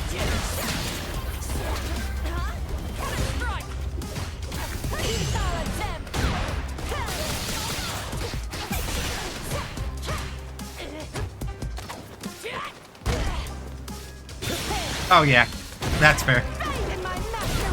Every level 1 super art in this game, every super art 1 in this game has both the strikes on startup. Except like Marisa's maybe, but I think she's like the only one who doesn't. I think. Don't quote me on that.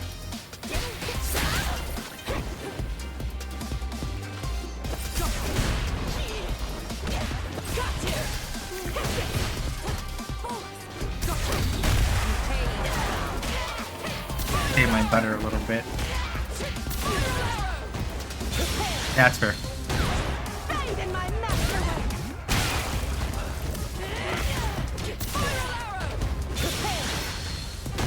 Okay, so they're willing to burn the meter.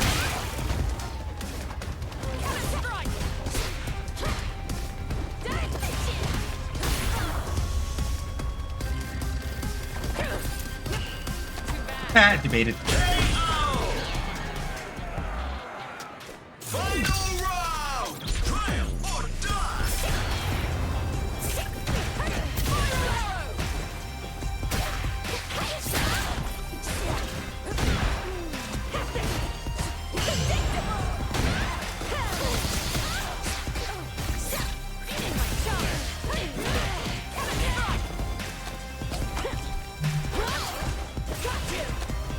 Yeah, fair.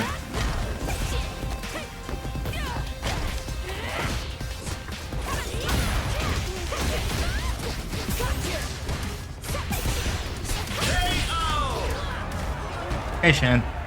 Baki wins.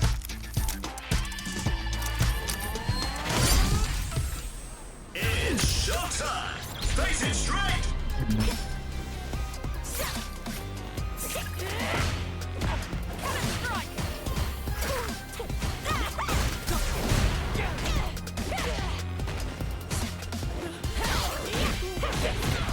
Yeah, they really like to avoid those grabs.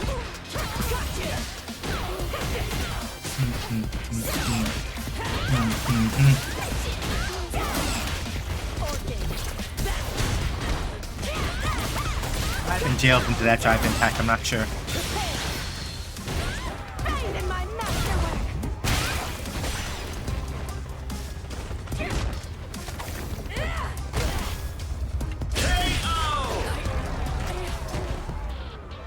Get ready, fighters. Triumph or die.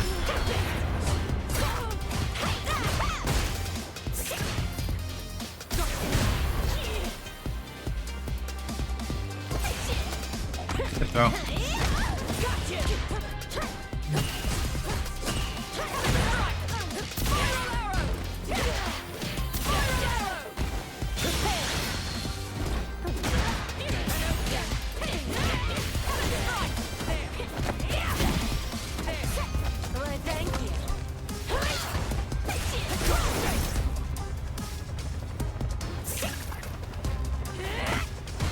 Gotta be careful about that.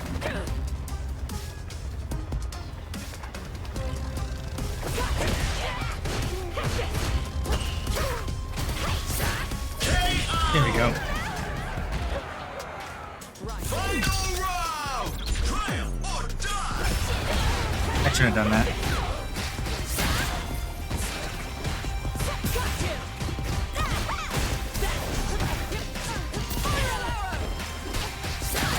See what I mean when I say, like, right?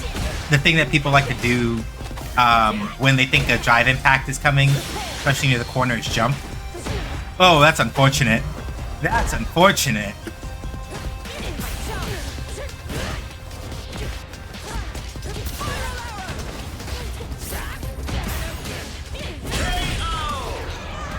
That was unfortunate. Cammy wins. Either they put in the reversal too slow, or I had enough plus frames after that knockdown with the jab and still be able to block. I feel like that's what would have happened there. Because in my mind, I was like, oh, I put my hand in the garbage disposal. I'm caught. But it didn't happen. So the only situation I can think of that would have worked in is that, oh, I got the knockdown, I did the jab. I was just plus enough after the knockdown. Beginning operation. No mercy for you. It's showtime. Face it straight. That I accidentally did a frame kill instead. But that's plus.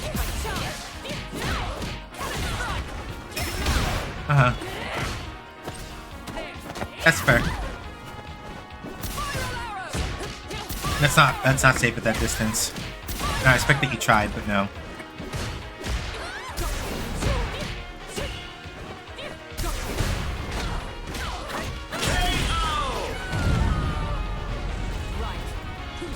Get ready, fighters. Triumph or die.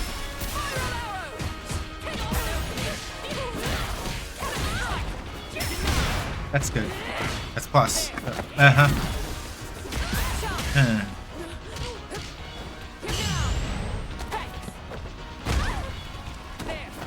Yeah, that's good.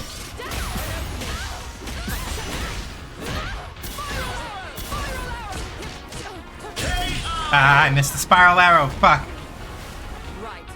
Alright.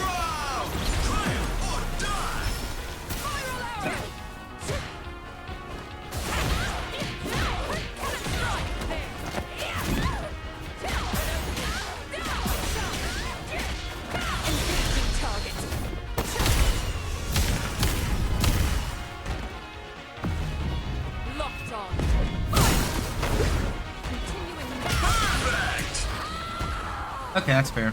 Cammy wins. I think I have an idea now, though. How to deal with this. It's showtime. Face it straight.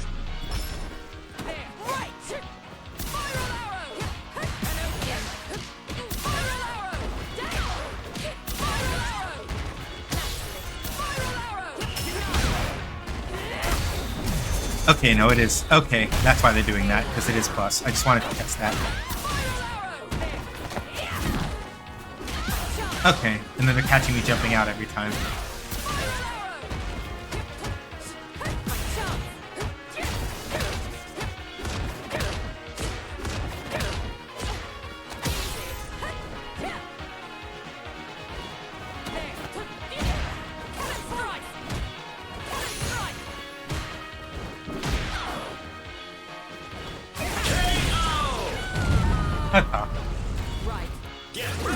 Uh-huh. I may not be able to adapt in time. I have an idea of what's going on, but I'm not sure if I can adapt in time.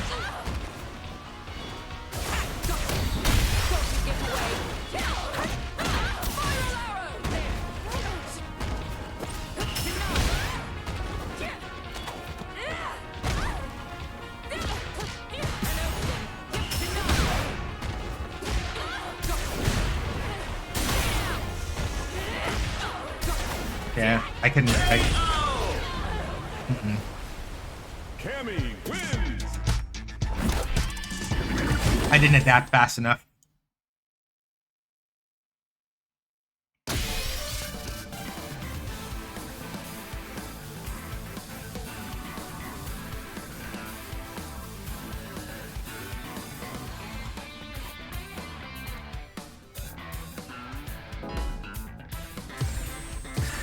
Here comes a new challenger.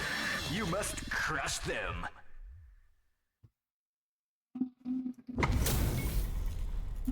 All right, and I forgot, Cosmo, that you had this game. I didn't even realize it. It's showtime. Face it straight.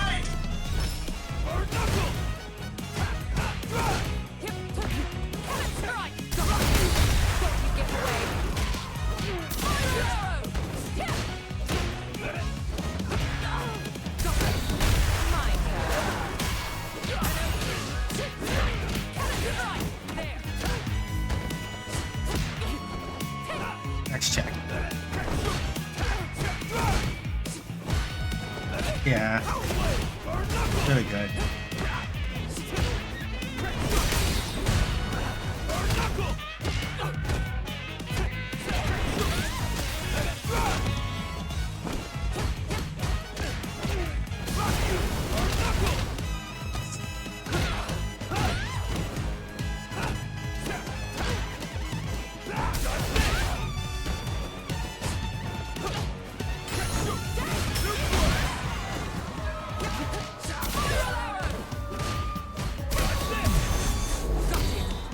Had barely enough life to eat that. No problems. Got to press on. Get ready, fighters. Triumph or die. Plus.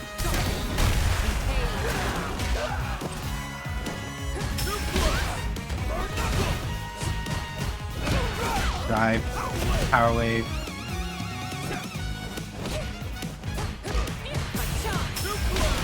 I've been doing too much of that.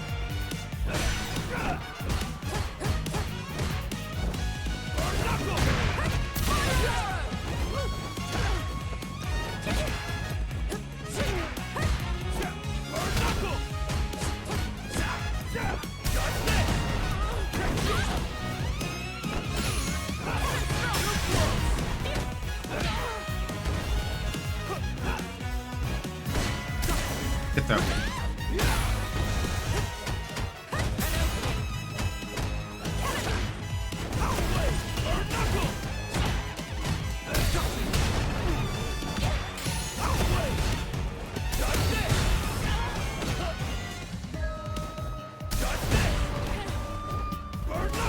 Ah, damn it. If I'd been a little bit faster on the draw, I would have caught him with super. But I don't know if that would have killed.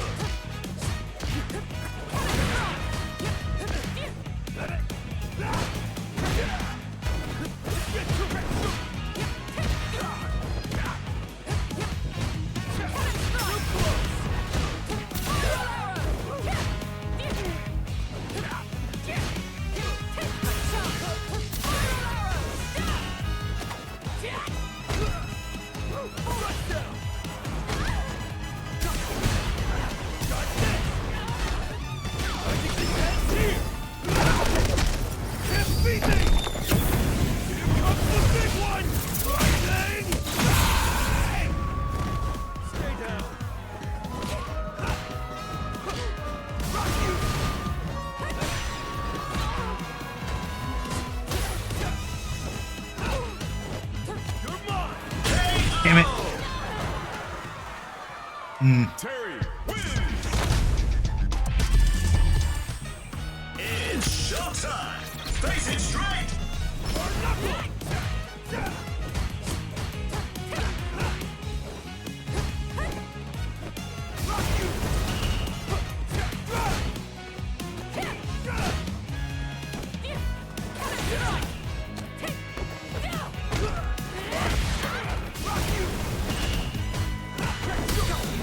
Nope. The crack shoot recovered too fast.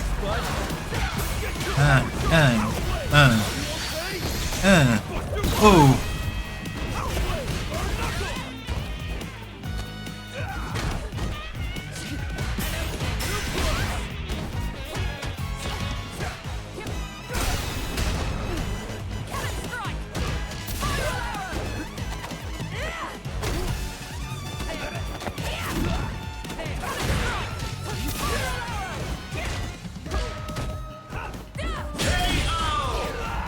Just enough help to make that trade work. Get ready, fighters.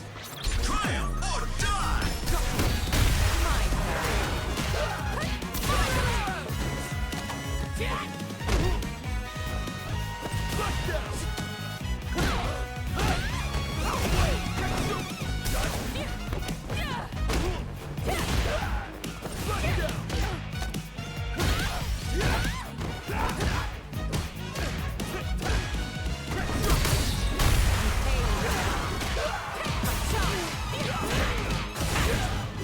Fuck.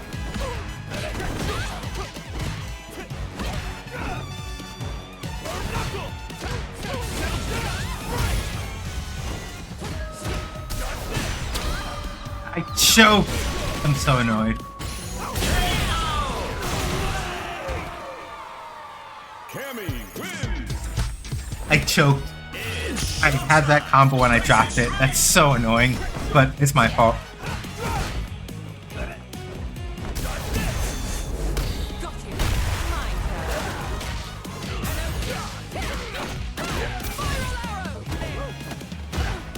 turn. They duck to stay under the grab. Sensible.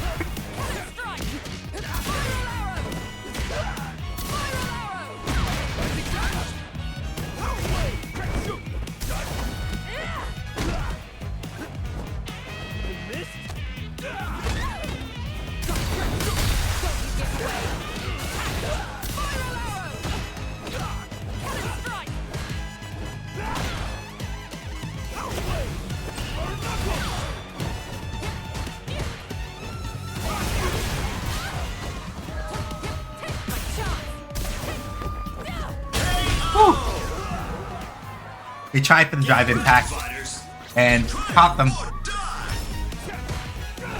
Yeah, that was good.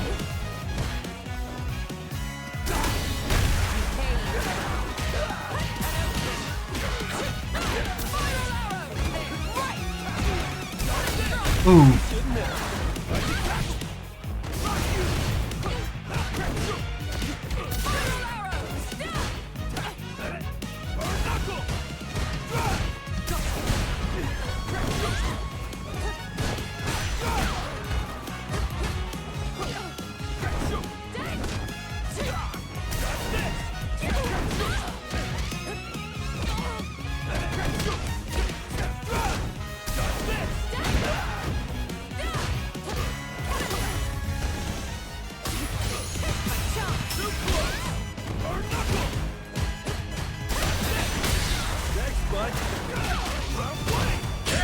Right, round wave is plus. Fuck. The round wave. And because I was burned out, I was like super plus. I was kind of stuck there.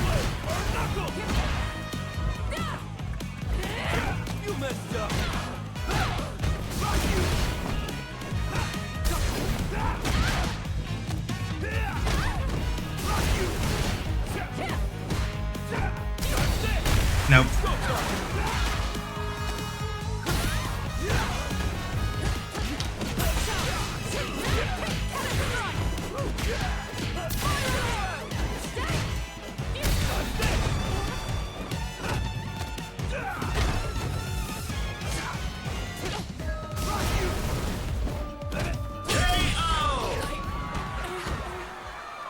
Terry wins.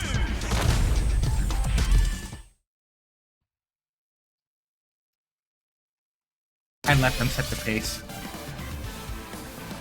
Then I started getting antsy, and I let them set the pace, and then I died. That is entirely on me.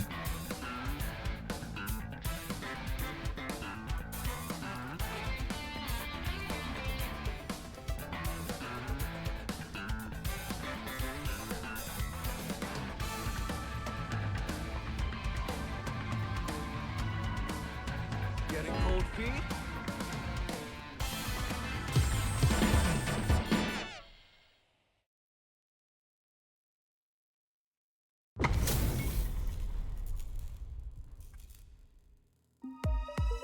Ready? Then show me. No mercy for you. It's showtime. Face it straight.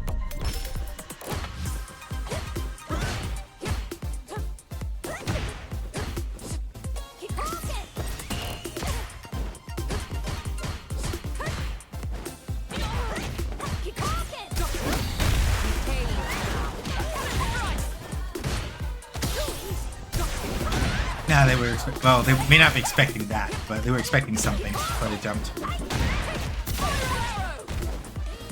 A neutral jump, as y'all see in this situation, a neutral jump is surprisingly is a relatively powerful call out in certain circumstances. Ooh.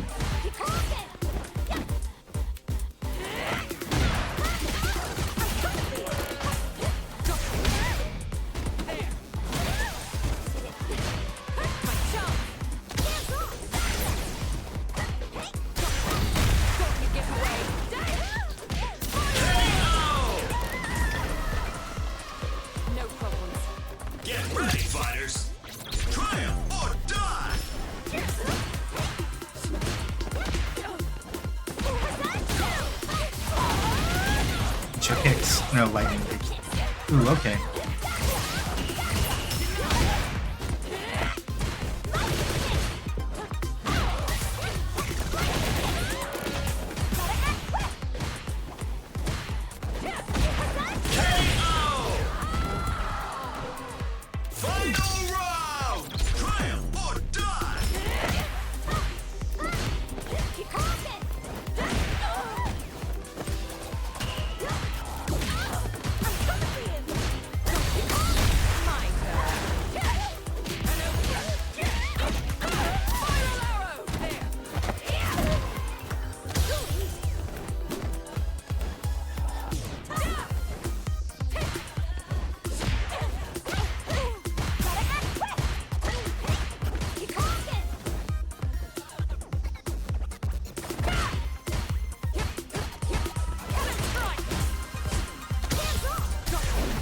Yep.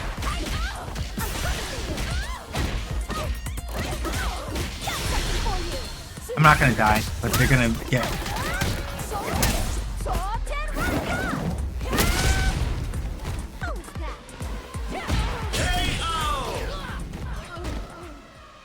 Chun-Li wins. That's my fault for pressing jumping heavy kick. I thought I would. One.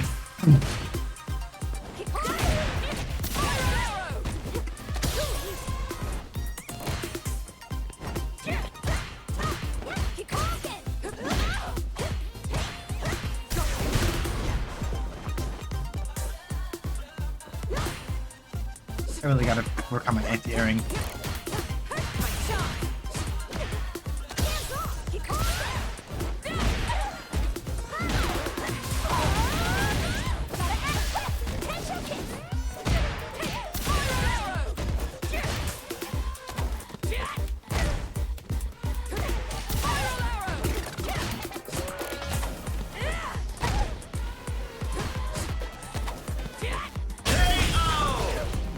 Yeah, so once Cammy's in, her entire game is basically just like strike throw. Cammy cannot enforce any kind of like high-low without like getting into hooligan or jumping.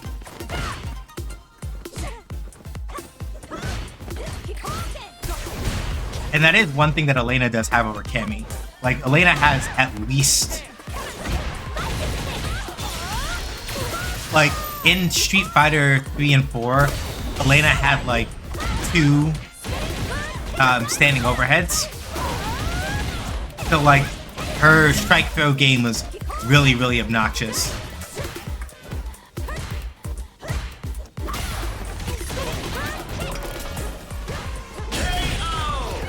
So it's one of those things where it's like, right, Elena will pick poke you, pop you with an overhead when you're not looking, close in for the throw. Because her movement speed wasn't too bad either. Yeah, that's my own fault.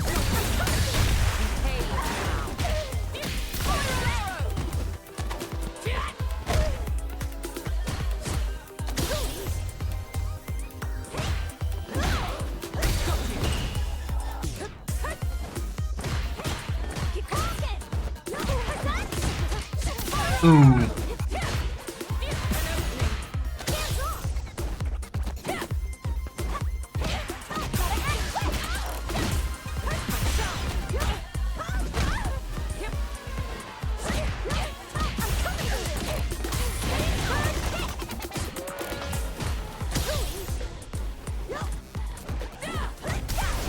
Yeah, there it is.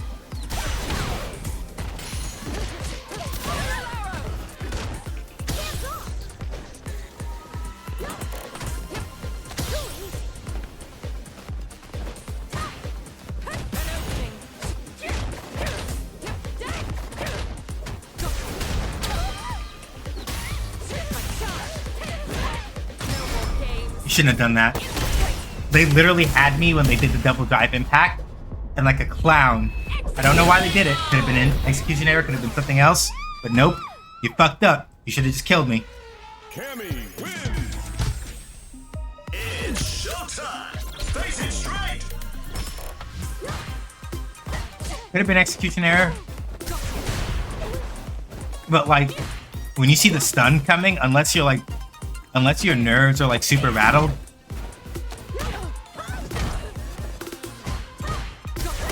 Another drive impact after that is not for play.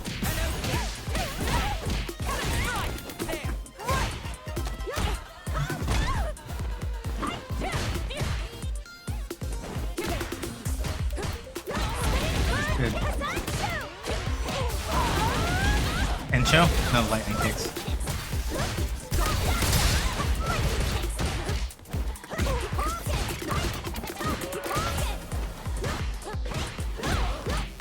Ooh.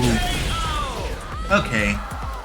Right, the momentum from Chun-Li's downward stomps will kick her up into the air a little bit. So if you do them low enough, you can create that ambiguity of like, oh, am I gonna stomp again? Or am I gonna land?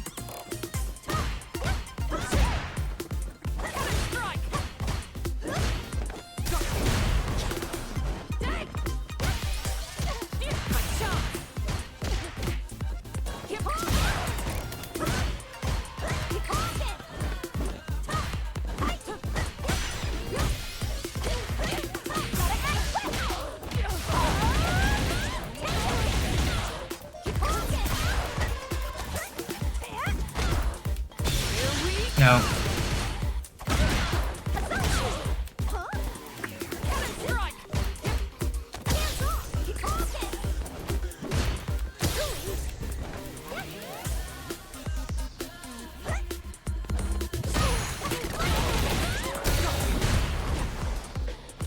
Can you block out a Serenity Stream? I didn't think you could. Faulty information on my part then.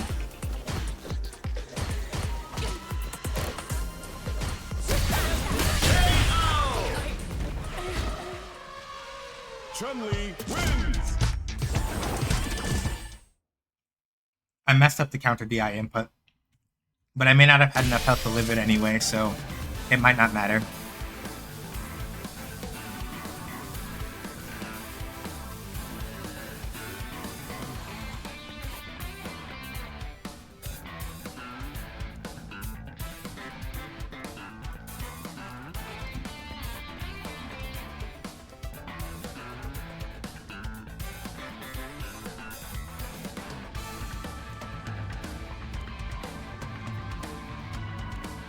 Getting cold feet?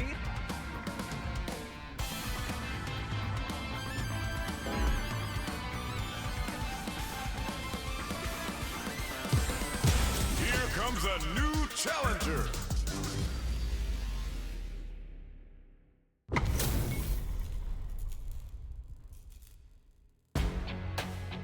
It's showtime! Face it straight!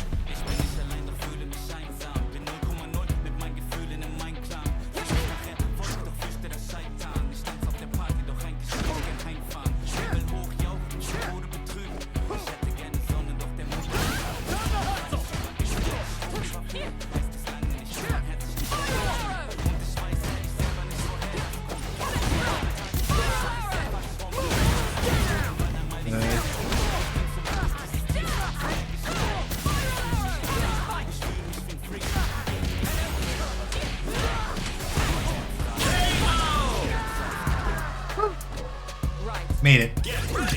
The ad wasn't holding their position as much, so I got in, and then it became over.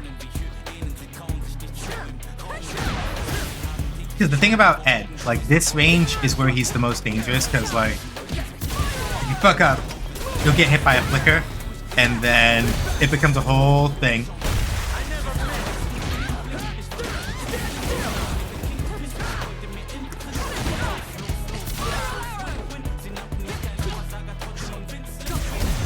Yeah, no, they were expecting it that time.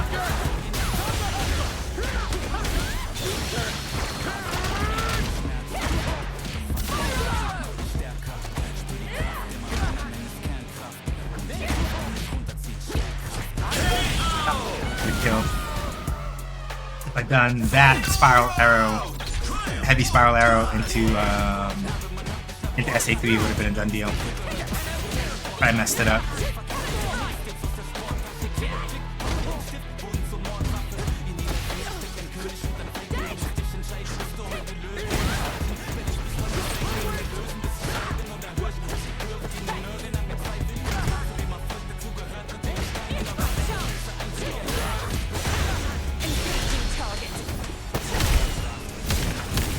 think this will kill.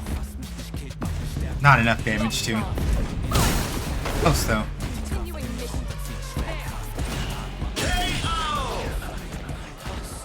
So, the thing about regular parrying is that it does not give... You have to perfect parry a move if you want...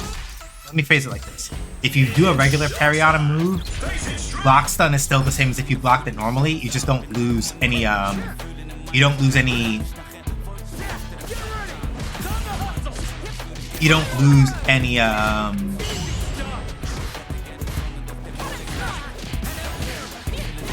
You don't lose any drive gauge when you get hit.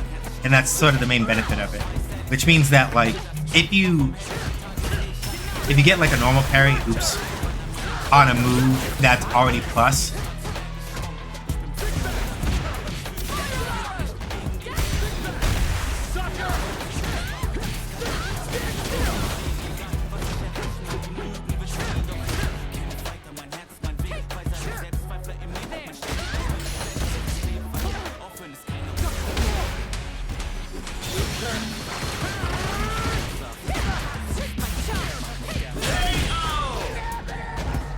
if you get a normal parry against a move that's already plus, depending on the situation, the normal parry will not let you get out of it. Perfect parry is basically the thing for that. The main thing though is that like a perfect parry scales the damage down afterward tremendously, and it's also a lot harder to get perfect parries than it used to be.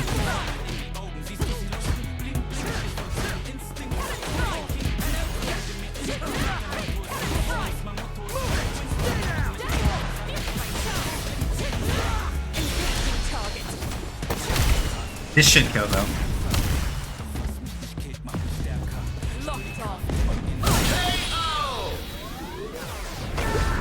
Yeah, baby.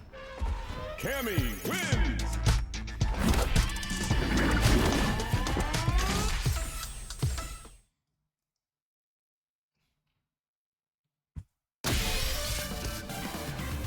Leia bought it for me when it came out. How it came out. No, my birthday right around then. Yeah, Street Fighter 6 was a June game. Came out in June.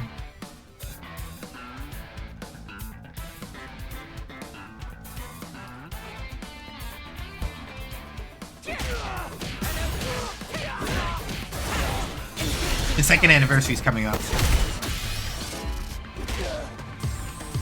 Here comes a new challenger.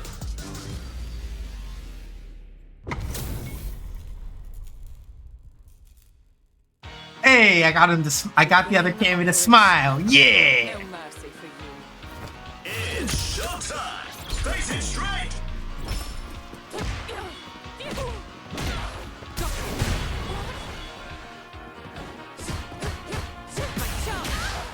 That's fair. I can press a button I shouldn't have.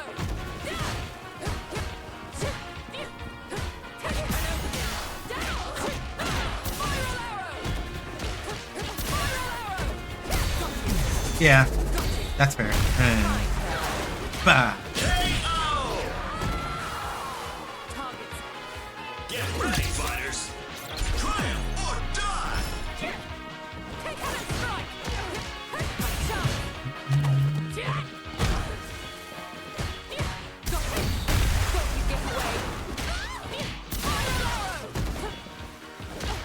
Yeah, that's fair.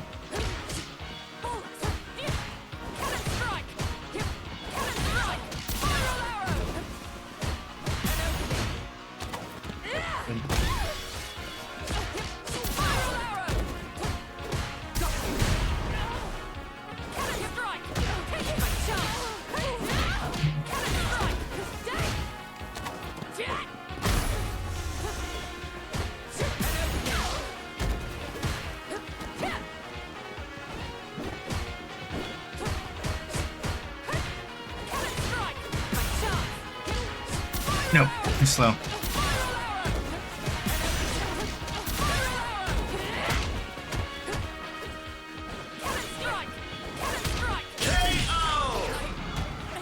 thing about being in burnout is that if you block an attack while you're in burnout, you are forced to block for 4 frames longer. So when you're in burnout, certain strings that you would be able to get out of a lot easier with like a drive impact or like a drive or like or like a parry or something, can become a lot harder to deal with if you're burnt out.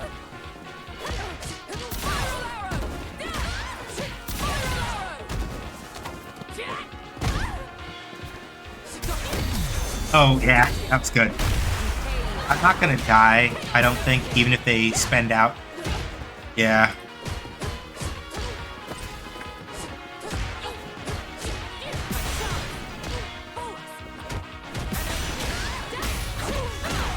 Yeah, I'm dead now though, Chris. It's okay. This game is good. They've got a pretty good grasp on how it is that they want to play. They're not going wild.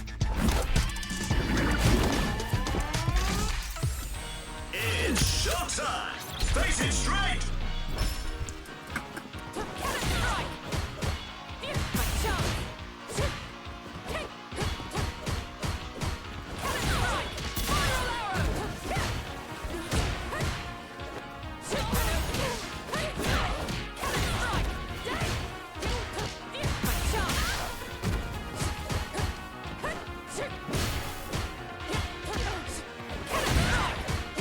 Nope, too high up for that to work.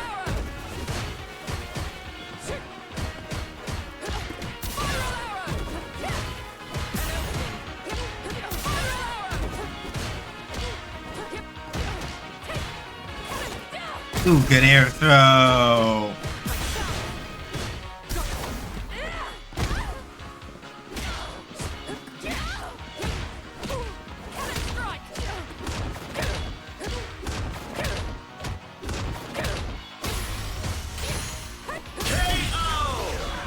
I whipped that. Hey, Shiny. Fighters, triumph or die!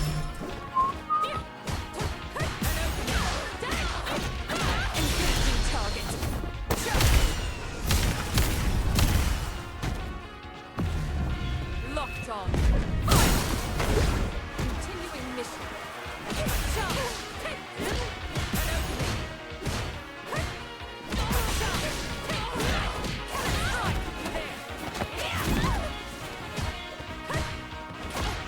Yep.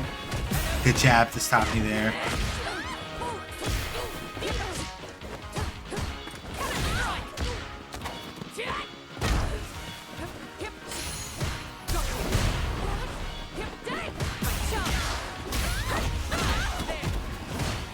Plus.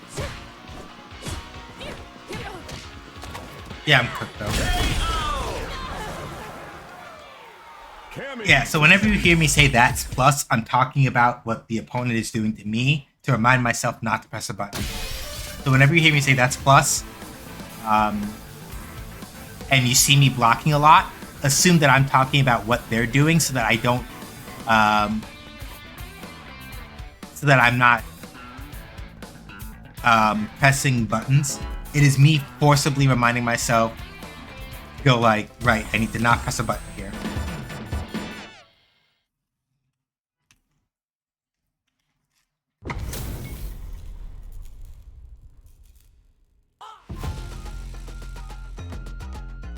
Beginning operation. Hopefully you're doing well though, Shiny. Good to see you. It's showtime! Face it straight! No escape! What's wrong with you? No escape! No slide! No slide! No slide!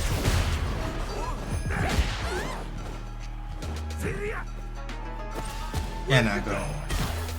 I gotta reconsider that strategy because like that Honda came at me. Alright. Oh, modern. That explains it.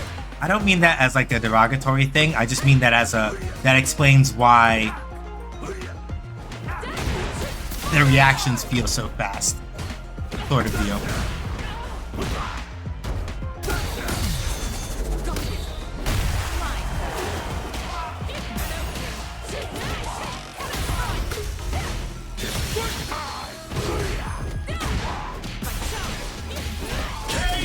I'm doing well. Southern California's weather can't make up its mind. It's been nice today.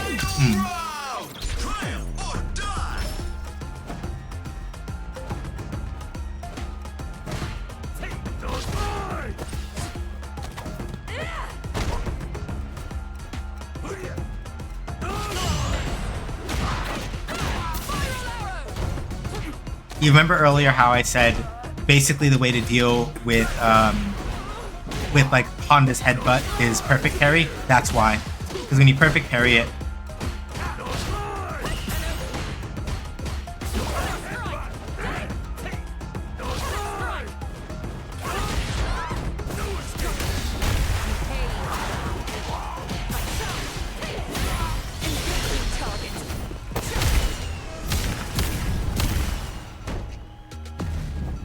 Locked on. Continuing mission. here's some beef.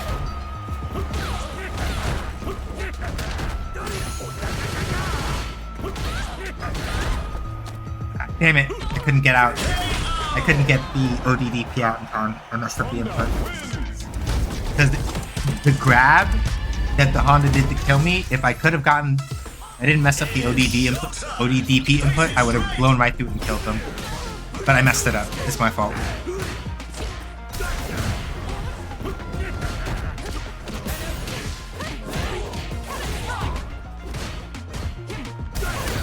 Ooh.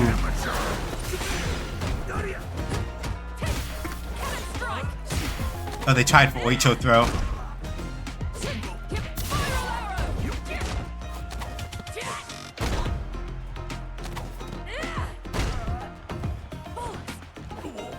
You're in my way.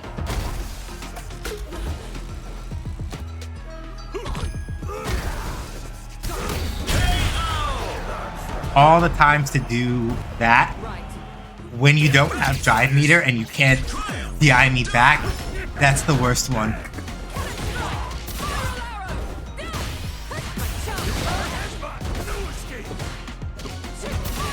You did that out of spite, just a little.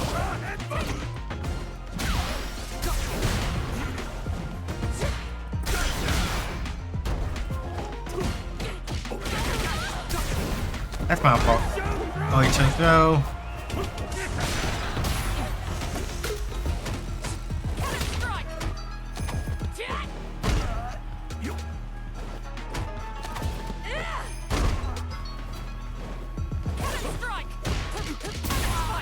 Nah, I didn't want to do cannon spike there.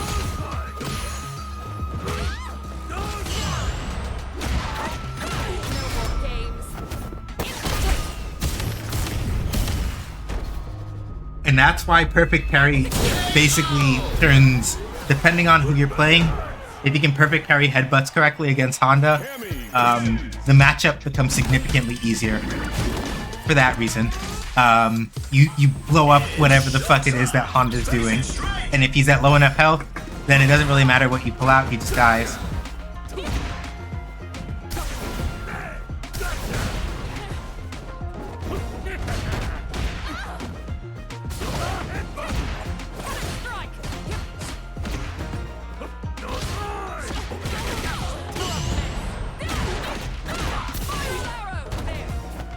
Ooh, they ducked it. Very, very, very good.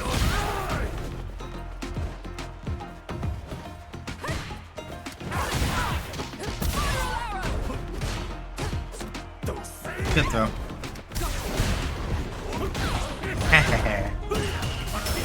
Nope.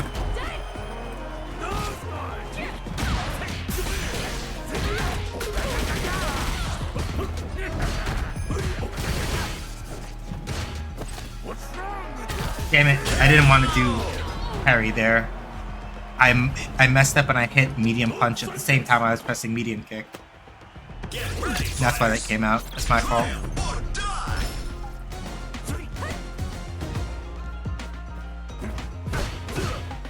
Okay, that one is safe, I think. Or at least...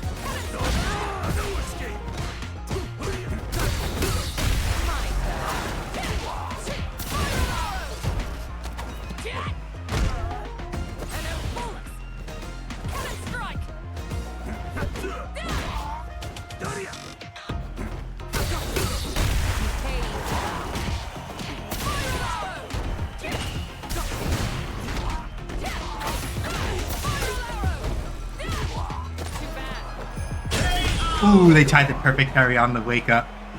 And then I hit them with the throw. If you throw somebody out of a parry attempt, it does more damage.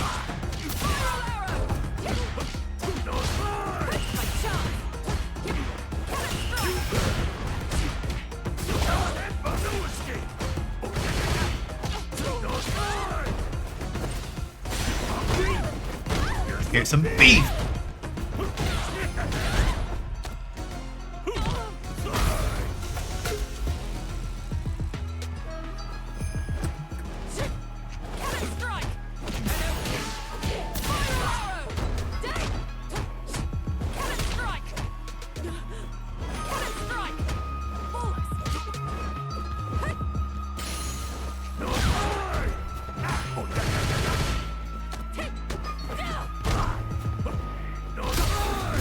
Nope.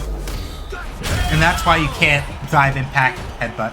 Never drive impact sumo headbutt. Never, never, never, never, never, never, never do it. Never, never.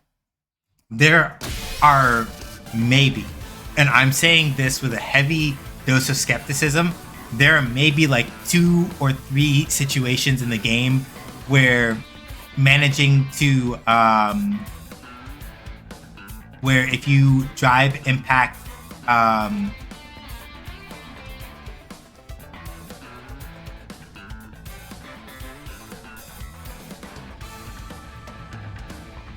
where if you manage to drive impact the sumo headbutt, you don't eat immediate shit. If that. Never, never, ever drive impact the sumo headbutt. Just don't do it. It's not worth it.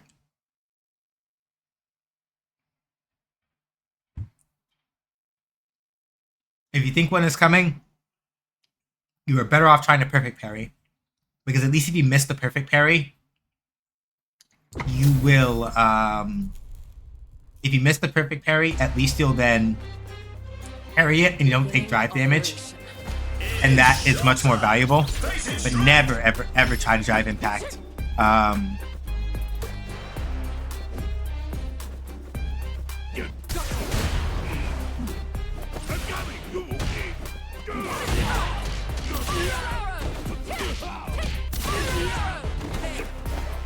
Ooh, good, they jumped to avoid it altogether.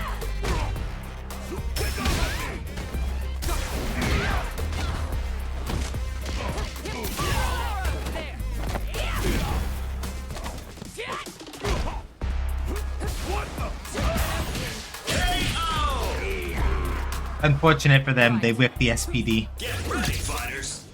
Triumph or die. You can't do that that close, it doesn't work. Nope, that's fair. I messed up that input, that was not supposed to be that. Good.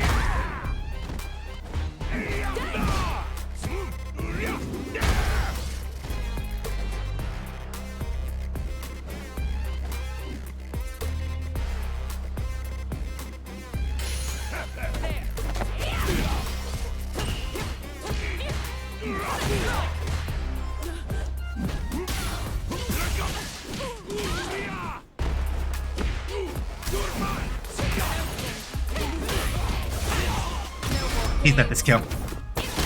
Please let this kill. Please let this kill. Please let this kill. Please let this kill. Okay. Cool. The reason why I was saying that is because Zangief has an extra 1,000 health over the baseline health value in this game. So there are certain things that will kill other people that won't kill him.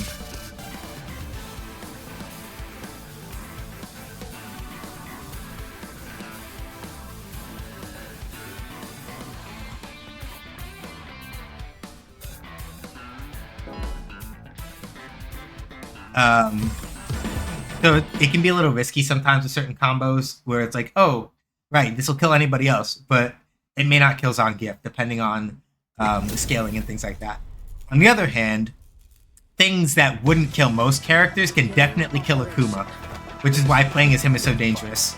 Granted, he's really, really, really, really good, so if you understand how to play Akuma well enough, you don't actually have to worry about that. But,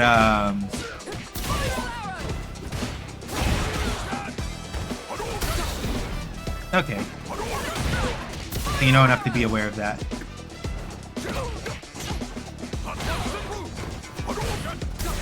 That's fair. Yeah, that was the wrong move. Try to check that. Sure you can. Sure you can.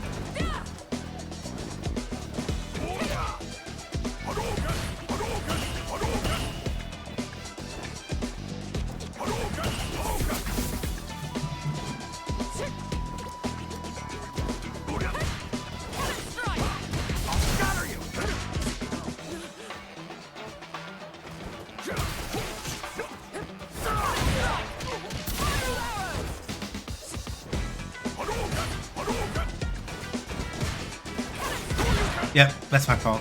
Although can. Okay. Against a modern player, most of the time you shouldn't jump a lot, because modern players, if their reactions are quick enough, they have a much faster way of like hitting you with an anti-air if their character has a good one. Ah, unfortunate.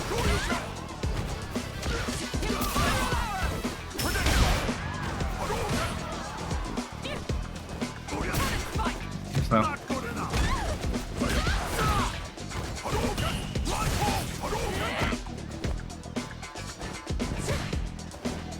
There we go.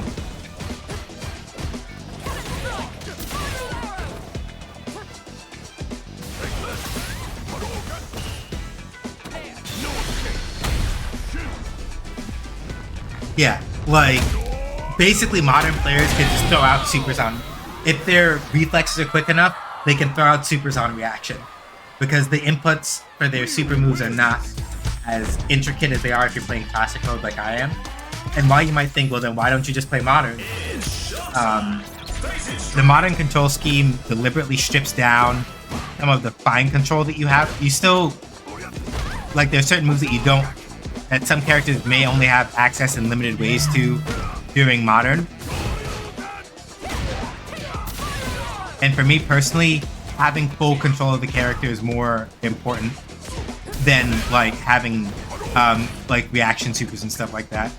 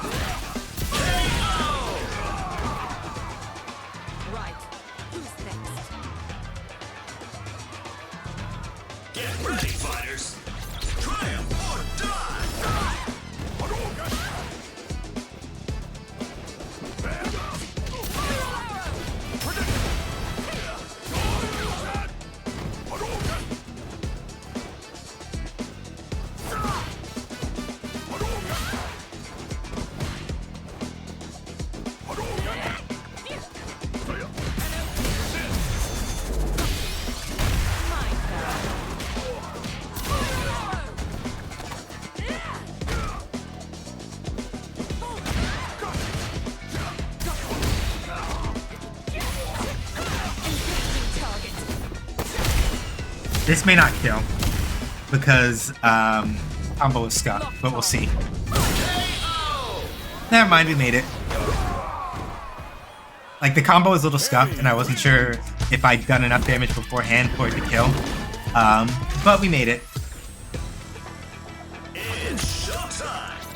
Zangief, that might not have killed. Akuma, it definitely would have killed.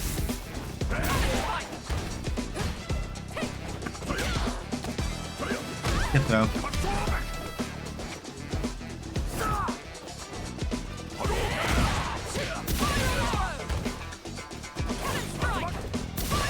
Didn't want to do that there. Nope, that's my fault. Predictable. They waited a little bit to try to get a juggle combo out of the knockdown from that instead. Yep. Shouldn't be jumping.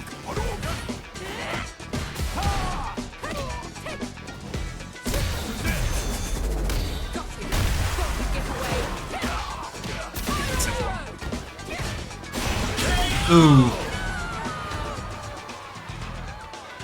So if I let the 2 HP rock, I would have blocked the OD Shoryuken and would have punished and killed.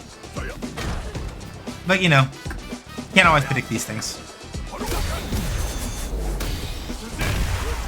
As you can see, drive impact against fireballs is usually not a good idea.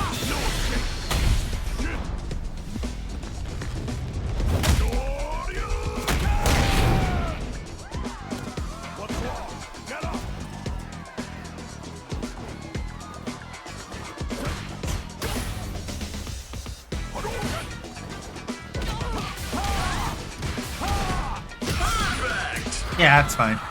Oh, that. It happens sometimes like that. You just kind of gotta suck it up.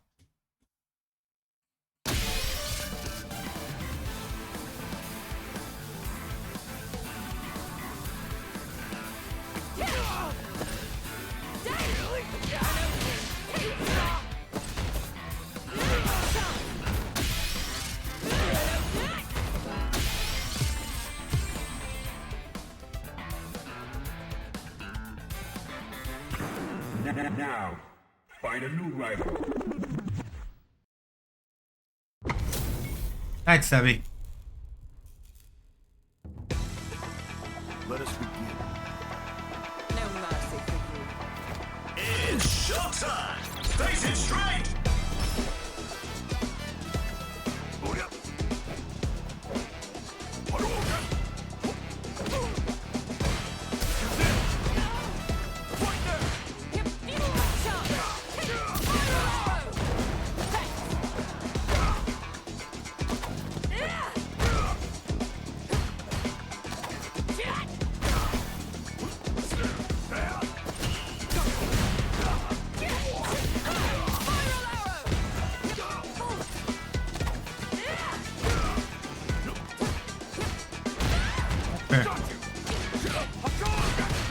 Plus.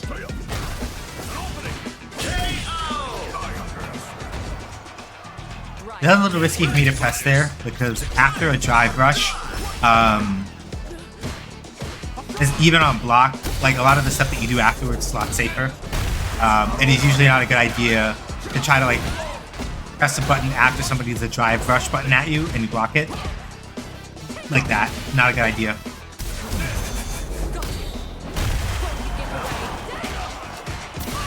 Too slow on my part. I didn't do the input quickly enough so that didn't combo the way it's supposed to.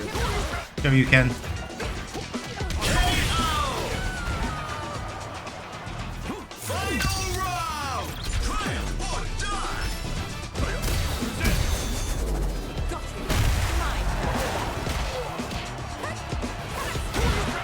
They walked back just enough to avoid it. Keep it simple.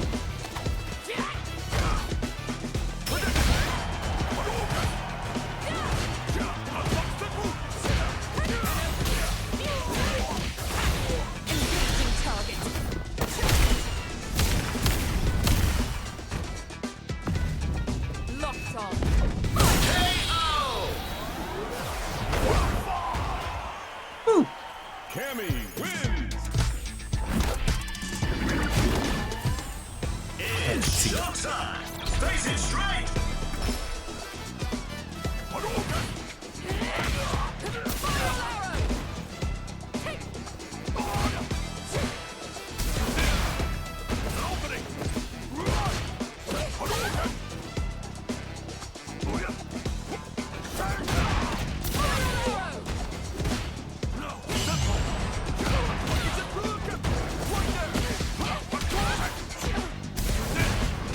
Didn't react quickly enough.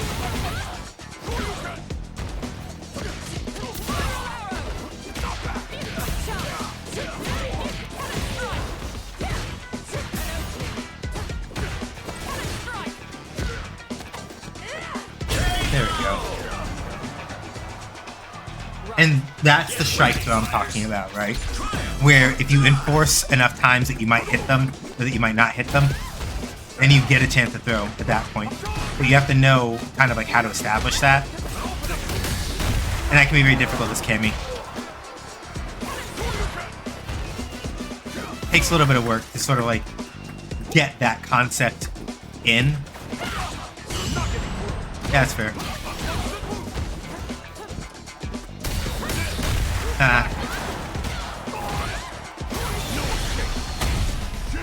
I should be dead here, I think. Yeah. Shin Shoryuken is not the strongest CA or SA3 in the game on raw damage, but it's pretty high up there. In terms of like raw damage, Zangief's does more.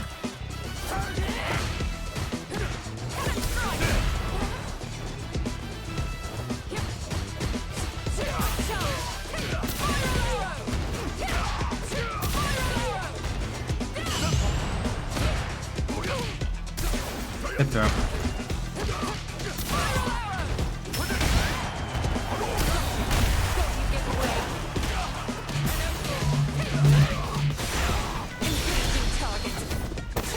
This should kill him, I think. Yeah.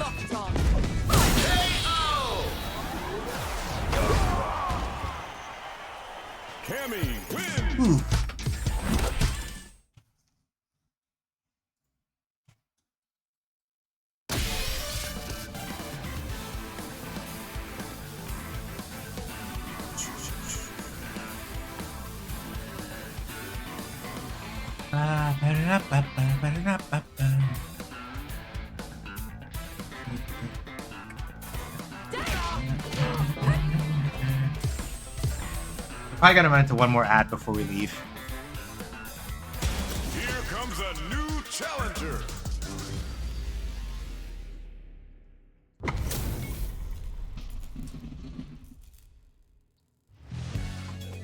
It's showtime. Face it straight.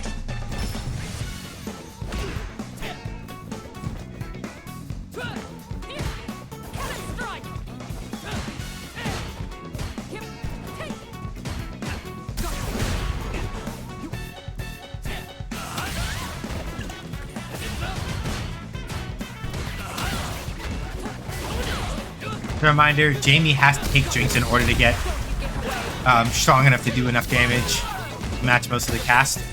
At one drink, he is 80% damage. Sorry, one drink he's at 90% damage, two drinks he's at 100%.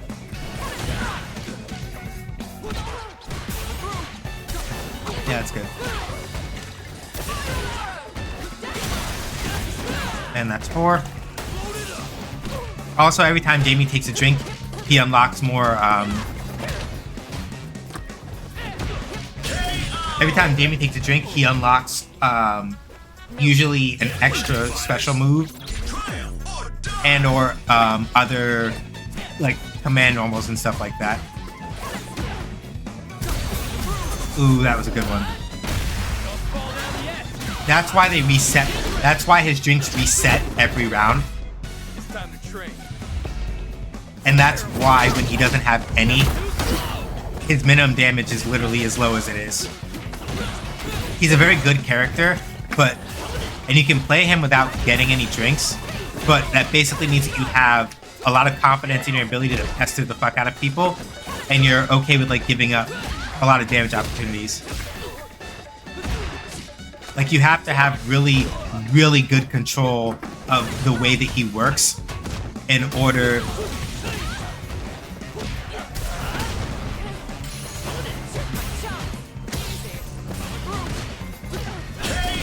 And he has a lot of tools that sort of help him like even the gap a little bit. It's like it sounds busted, but it isn't. It's less so than you think, mostly because like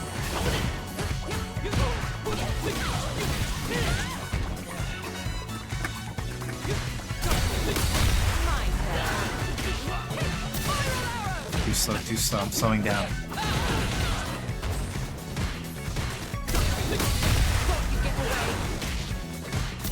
Slowing down. Fuck.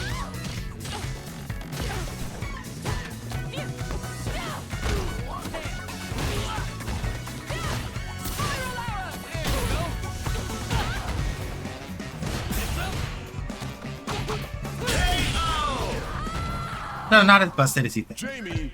A lot of people who don't understand how to deal with Jamie feel like it is.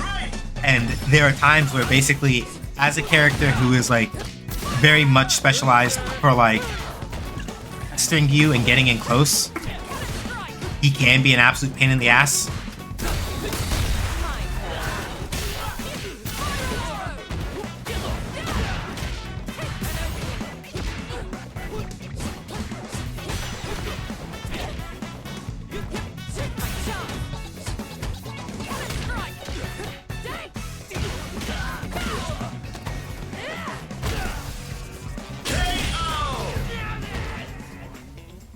Get ready, fighters.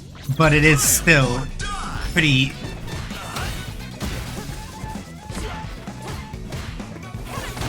Takes a little work, but it is very much possible to like catch Jamie slipping.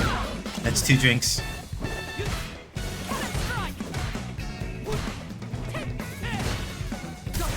That's fair.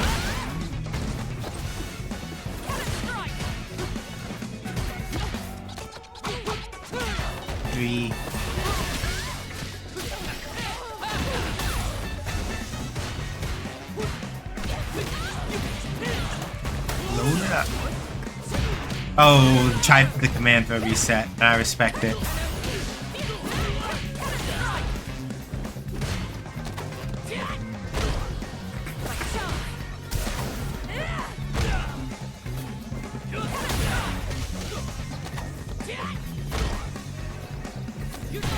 Yeah, cook. Final round! Triumph or die!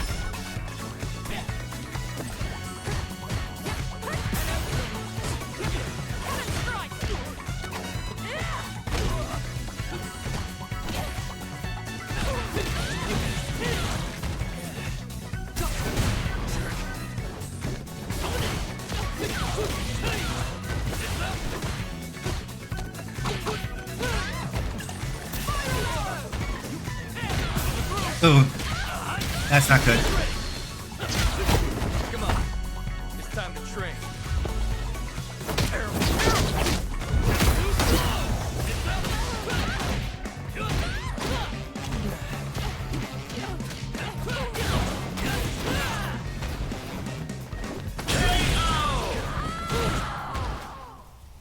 Jamie wins! But yeah, like Jamie on paper, I'll put it like this. Jamie as a character, basically, as much as you might go like, yeah, wow, he does more damage once he gets drinks, he's busted. Basically, he has to have 2 drinks in him to be on the average damage scaling as the rest of the cast, and he needs 4 to really get cooking, and that's why they reset every round. It's showtime! Face it straight!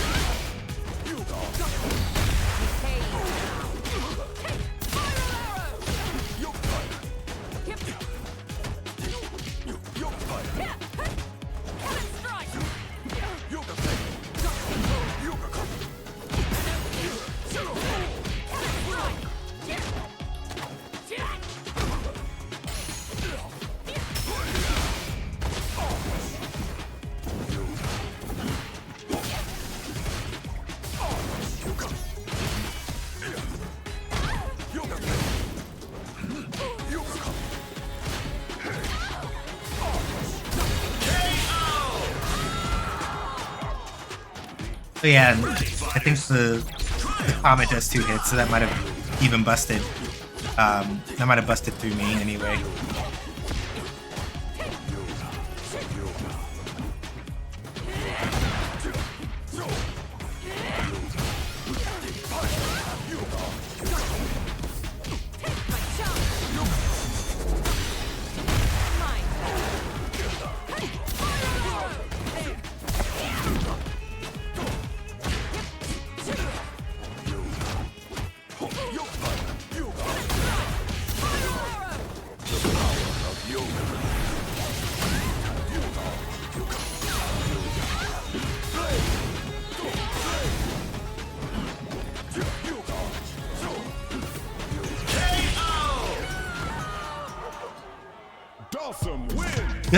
Good Dhalsim players are extremely rare because he's a very weird character to play in this game.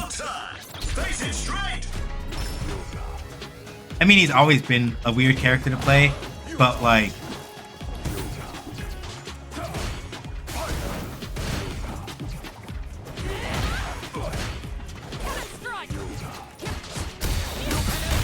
damn it, too slow.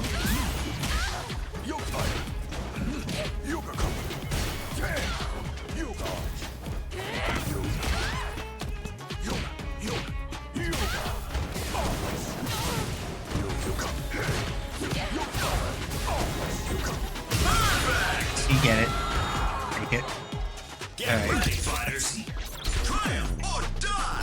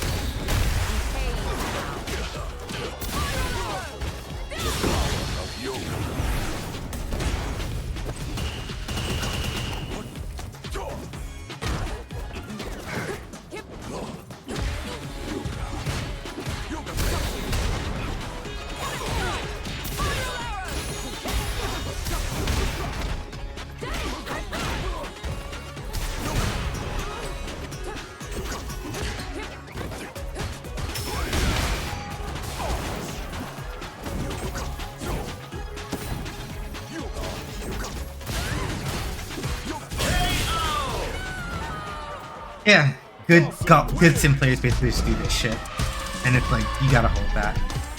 But that's enough for me. I wanted to go until after ads were over, and ads are over. So, all right, y'all.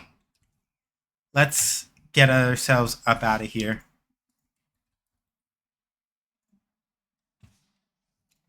I appreciate y'all coming by.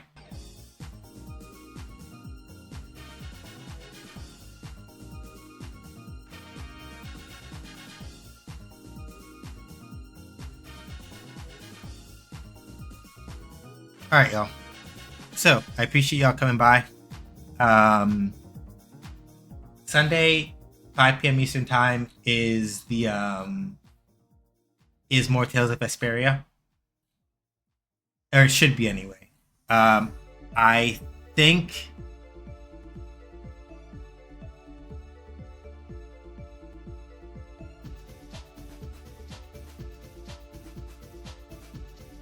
Yeah, I think there shouldn't be anything. I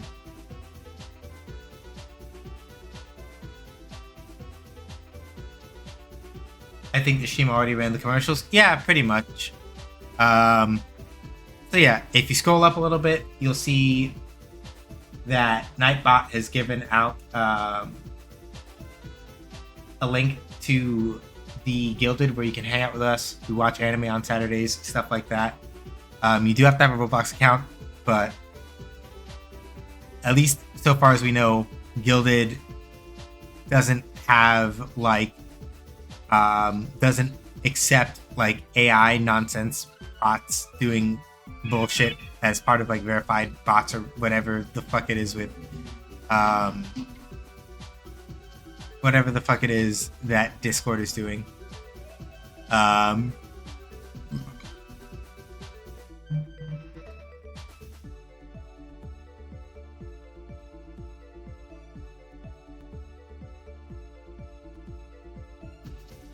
If you want to know more about the indie game studio co-op that I helped co-found, you can go over to munity.games.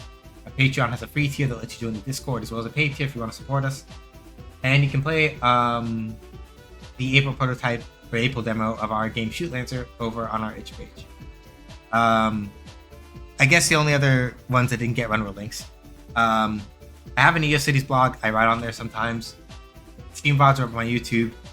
Ko-Fi, I would ask that you don't do this.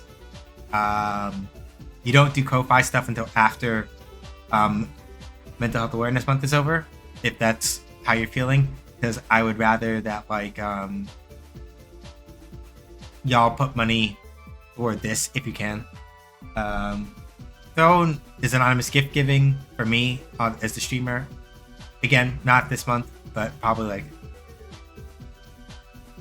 And then my card has my other social media links, but really, these days, it's Blue Sky for me, pretty much.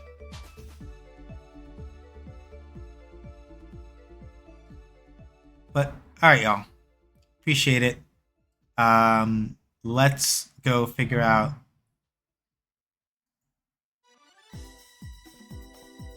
where the hanging out is at.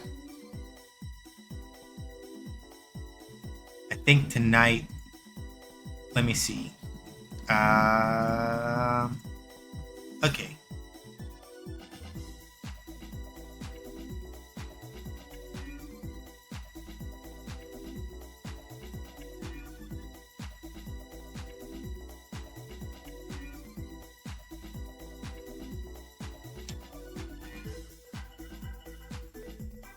Okay. Let's just look at this bitch and see what I'm following. I've decided we're gonna go hang out with Ocadrian. We might have gone to go hang out with him recently. I forget. But I want to hang out with Adrian because I feel like it. Adrian is a variety streamer. He plays a lot of different types of games. He's extremely well versed in a lot of games history. And it's just generally a very relaxed dude to go hang out with. I like hanging out with Adrian.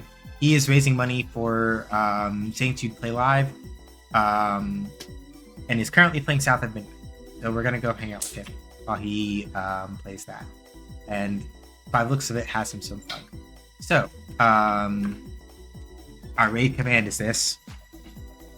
If I type it in the right chat and not in Adrian's chat to give away that we're going to raid him.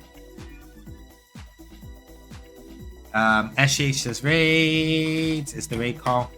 You can use whatever emotes you want. They don't have to be my emotes. Whatever emotes you feel like using. Pretty much whatever emotes you feel like using. Keep them appropriate, please. Y'all already know when stream time is to be set. It is. So stay safe, watch minutes. Wear masks if you go outside. Be excellent to each other. But not the bigots, racist, terrorists, sexist, anti-queer folks, or fascists. Black Lives Matter. Trans right to human rights. Reproductive right to human rights. Palestine sit on the Congo, New Caledonia, must all be. None of us are free through all. Look after each other. You don't have to do big things in order to look after each other. Even do little things. Just take care of each other. You hear? All right, awesome. I'm going to either go give into my hyperfixation for a couple more hours, or go play some Tale of the Abyss. I don't know which. I'll see what I feel like doing. All right, y'all. Till next time.